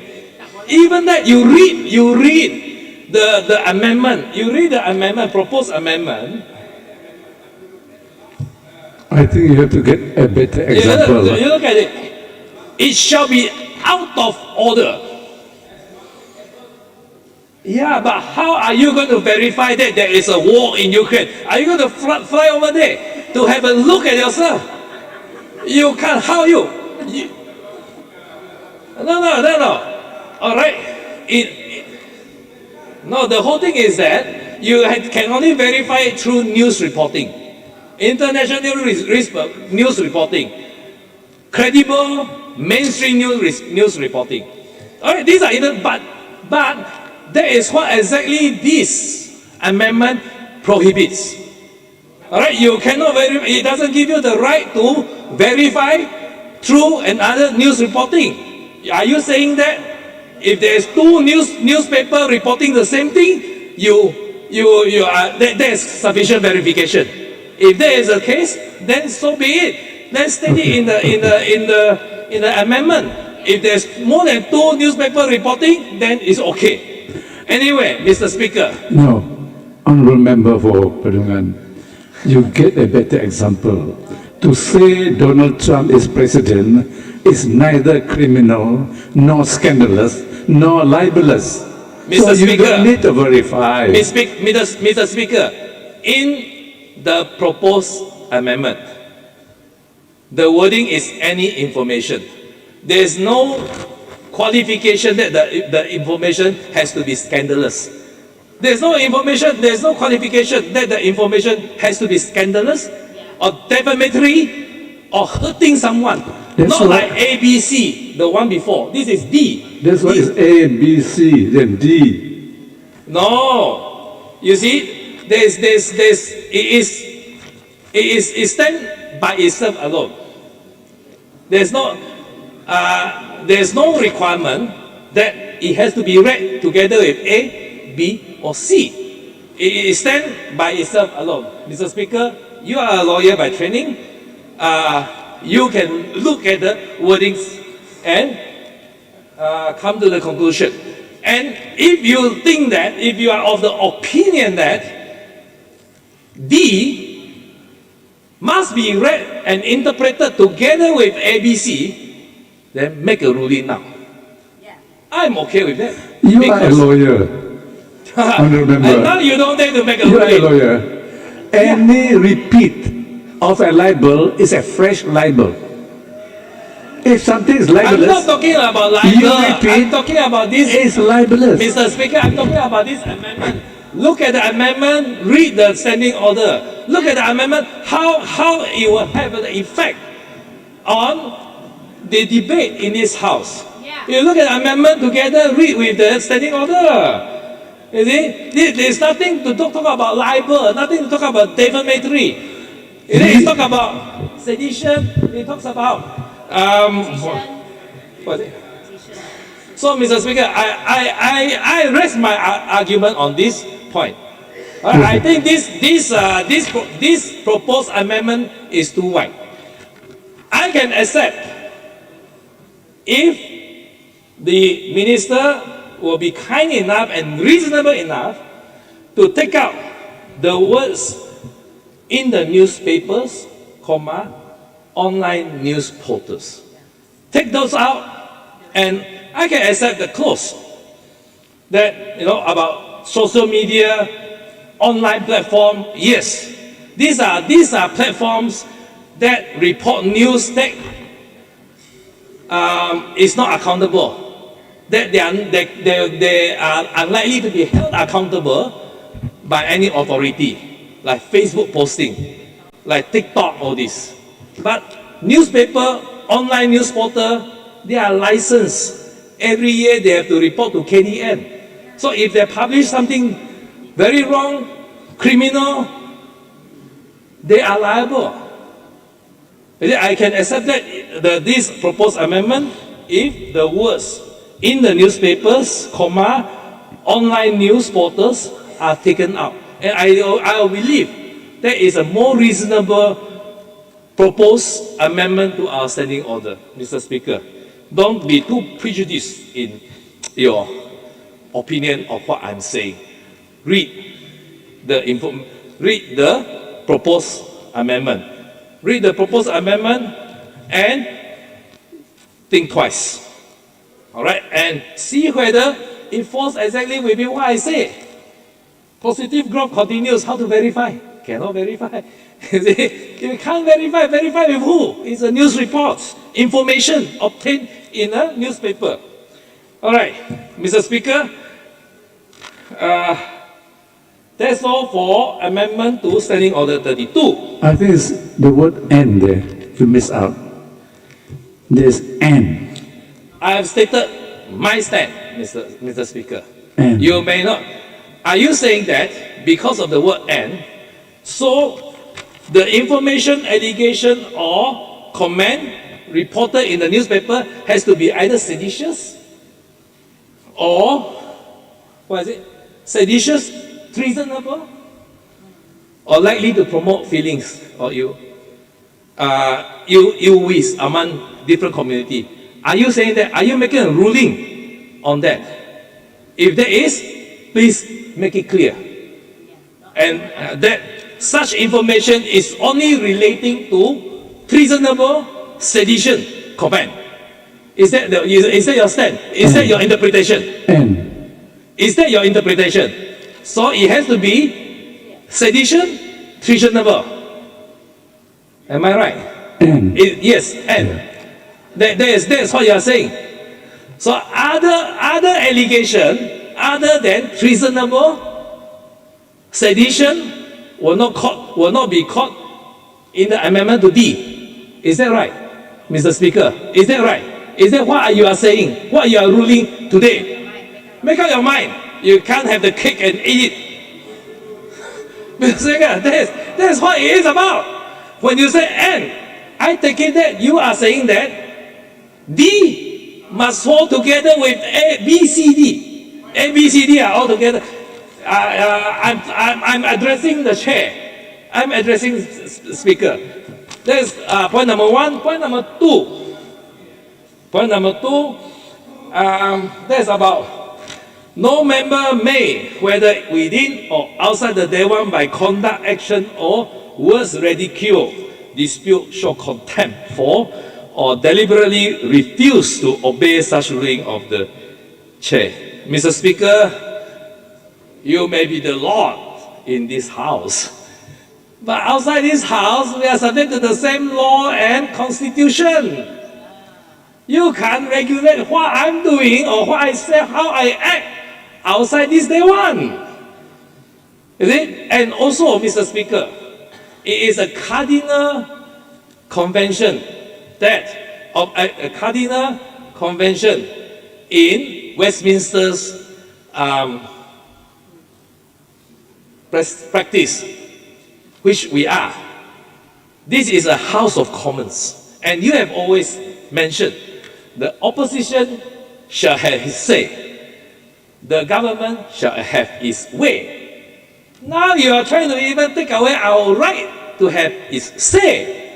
My God, Mr. Speaker, that is That is not right. And also, Mr. Speaker, even court judgment is subject to dispute, subject to comment. There are so many legal articles about criticizing certain court judgment. How you say, what you say, the words you choose, the phraseologies you use, they all matter. You are an honorable member of this august house.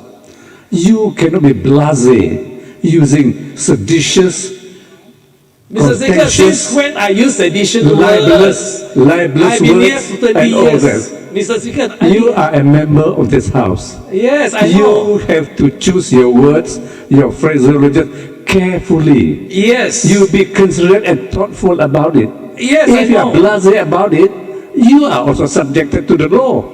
Yes, I'm subject to the law, Mr. You have no Speaker. license to criticize anybody if the veracity of that statement is questionable and the source is not verified. Surely this house has the right. Surely this house has the Mr. right to regulate its meetings. Mr. Speaker. Surely this house has the right The Speaker to doesn't judge speak. the words you use, the phraseologies you use. The Speaker doesn't speak. That is the rule of our parliamentary convention. The Speaker doesn't speak. But if you are, Mr. Speaker, you are prepared to make a decision that is so one-sided or impartial, that is subject to criticism of the public. Bearing in mind this is a House of Commons, the House of common people. This is not the House of the elites. This is a House of Commons where the common people of Sarawak, they form their opinion, they form their court of judgment outside. And your decision binds in this room, this house, this Dewan. Outside the Dewan, I can give comment. Anyone can give comment on how the Speaker decided whether it is fair, whether it is not fair. In this house, a member enjoys immunity. Outside, you repeat it. You are talking about Westminster. How thick is a book on libel? How many statements have been sued in court in England? Mr. Speaker, I'm just saying, Democracy, under the commenting law on of your libel, ruling takes outside away the that Dewan. right. Commenting on your ruling outside the Dewan. Disputing on your ruling outside the Dewan. I can dispute, don't agree with you. I am entitled to not agree with you, and I'm entitled to speak my mind that I do not agree with your judgment or ruling in this house. Is that wrong? And in this proposed amendment, you are going to take away my right of that. You are allowed to disagree. Mr. Speaker, that's why But when you disagree I cannot agree to contemptuously this and amendment. use words that are libelous, I'm not using words that are libelous. that is why it's being judged. The words here, you are not being gagged. You no, are the not being words gagged. here, dispute. The proposed amendment here, dispute. Okay, I agree, man. I may not be allowed to bring you, to ridicule you, to show contempt of you, your ruling. All right? But definitely outside this Dewan, I am entitled to not to obey your ruling, and I am entitled to dispute your ruling. I am entitled to not disagree with you. Is that the right that you are going to take away with this proposed amendment? Is that the intention of this proposed amendment? This is ridiculous. Mr. Speaker, we are elected by people here to speak without fear and favor. And you are trying to instill fear into member of state assemblymen in their debate. You can speak without fear or favor, but with facts. Yes, facts. I've always laid out the facts. Then why are you always landed in court and you lose the case? How many Mr. times Speaker, have you been sued? Mr. Speaker, You have been sued. Mr. Speaker, How many times? once And you have to pay. Mr. Speaker, Don't tell this house you are talking facts and truth. You have been are sued. getting very personal in this matter already. You lose your You are case. getting very personal. As a speaker, you have to be impartial, and the speaker doesn't debate with me, argue with me. didn't see you. The person to argue with me is the minister, not you. I did not see you. Is that your motion? But because you address it to me and you take it personal, I never saw you. The other members saw you and you lost the case. You had to pay a fine. How many times? You insulted the government about black hole and so forth, and then you're fined.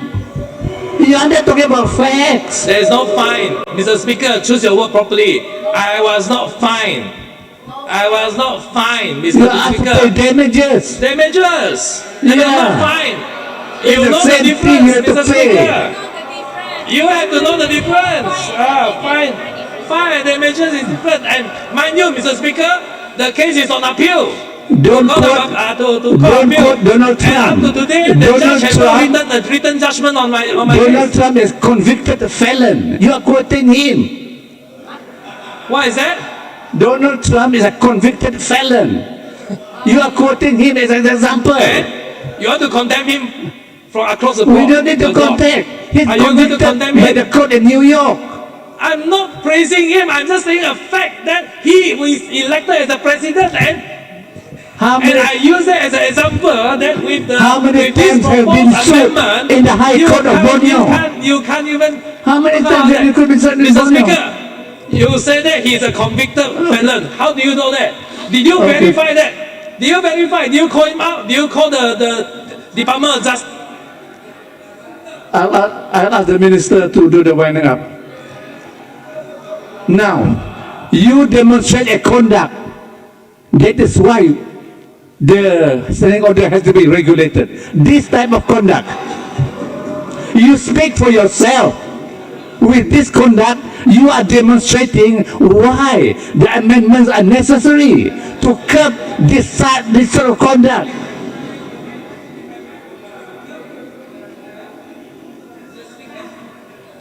Okay, Honorable Minister, you went up.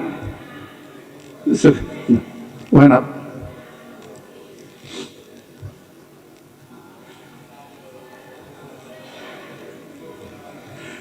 Honorable members, surely this Dewan has the right to regulate how the meeting should be, what the word should be.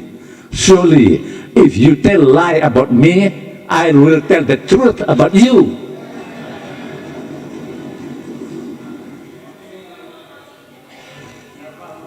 Okay. Terima kasih, Tan Sri Dato' Amar Speaker. I wish to express my thanks and appreciation to members of this August House for participating in the debate on this motion. Members from Talian, from Meradong, Bating Maru, from Murun, Bawangasan, Bukit Bangunan, from Penting, from Kota Sentosa, and from Padungan. I'm very much inspired by what I have heard from members of this August House. It has been an overwhelming support for this particular motion, except for members from Pending and Padungan. But I can understand. But one thing I would like to say down here, the standing order are meant for each and every one of us. It is not meant only for the opposition. Quoting what a member from Padungan has mentioned just from Pending has mentioned, the introducing of the motion is meant to suppress and oppress the opposition and to create a culture of fear. It is not meant to be that way. I believe each and every one of us know that the moment we get elected, we are here putting in our vow, our oath as honorable member, and to do our best in the Dewan as well as outside of the Dewan. the honorable title, the Yang Berhormat title, need to be earned. We have to show that we are responsible, not just inside the Dewan and inside the Dewan or outside the Dewan. Well, a lot have been said about why the motion was introduced. It was meant to improve the sanctity of this Dewan. I'm very much encouraged, I'm very much inspired, as I mentioned just now, by what the members of this August House had mentioned. It is the responsibility of each and every one of us, when we are debating, when we are outside of this house, when we're having press conference, to tell the truth. To tell the truth and not to do the opposite, that is to tell the untruth. And I fully believe that that is what the whole intention of this motion, why I introduced this motion. Things have changed. Those days, how we communicate with the public is different from what and how we communicate these days. With social media being introduced, we hardly use surat layang or in written form. That is where standing orders need to undergo this kind of revolution too. And that is why it is just timely for us to come up with this kind of motion, with me to come up with this kind of motion, to guide us so that we can preserve this August House and make us, as well as make this August House be really being respected, not just by the ahli-ahli yang berhormat, but also by those outside, the members of the public, as well as those from other states or other countries, how they will look at us.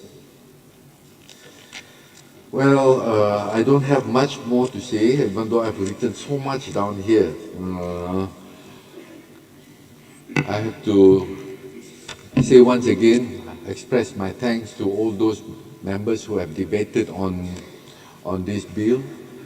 As it is, as I mentioned just now, it's not meant to penalize, it's not meant for the members of the opposition, but any change on the standing order applies to each and every one of us, each and every one of us in this August House, whether it's now or whether it's in future after the election, those who are going to be elected, it will still apply to them.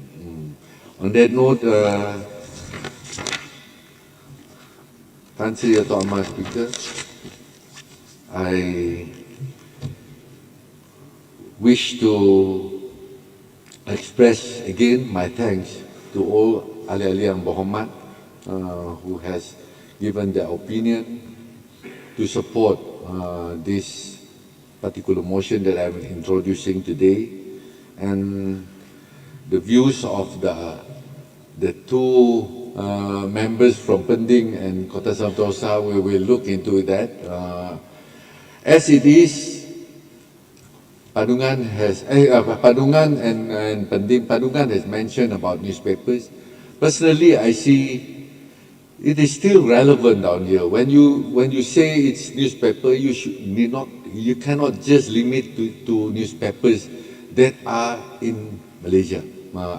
We know that for newspaper to be able to be on the street, they need to be licensed, they need to have permits from Kementerian Dalam Negeri. But then you can also be quoting newspapers that come from other countries that are also newspapers. And that is where the responsibility need to be there. Whatever we want to introduce into the Dewan or outside of the Dewan, if we are to quote wrongful, untrue information from newspapers or portals or WhatsApp or other form of social media, it will still be applicable in this particular case. Terima kasih, Tan Sri Dato' Amar Speaker. What is meant by the amendment is the lie repeated outside must not be dignified in this honorable house. All right, nangkat to second.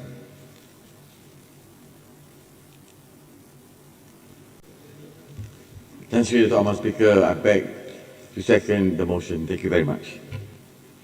Alilin Mohamad, the question is that the motion in the name of Honorable Minister for Tourism, Creative Industry and Performing Arts, Minister for Youth, Sports and Entrepreneur Development, and Member for N15 Asajaya be approved. As many other opinions say yes. As many other contrary opinions say no. Only one voice. Huh? The motion is approved. Alilin Mohamad, I shall put this municipal motion to the vote. As many opinions say yes. As many opinions say no, the yes have it. I hereby declare that the municipal motion in the name of the Honourable Minister for Tourism, Creative Industry and Performing Arts, Minister for Youth, Sports and Entrepreneur Development, and Member for N15 Asajaya be approved. Alilin Mohamad, sitting is now adjourned and the House shall resume its sitting at 9 a.m. tomorrow.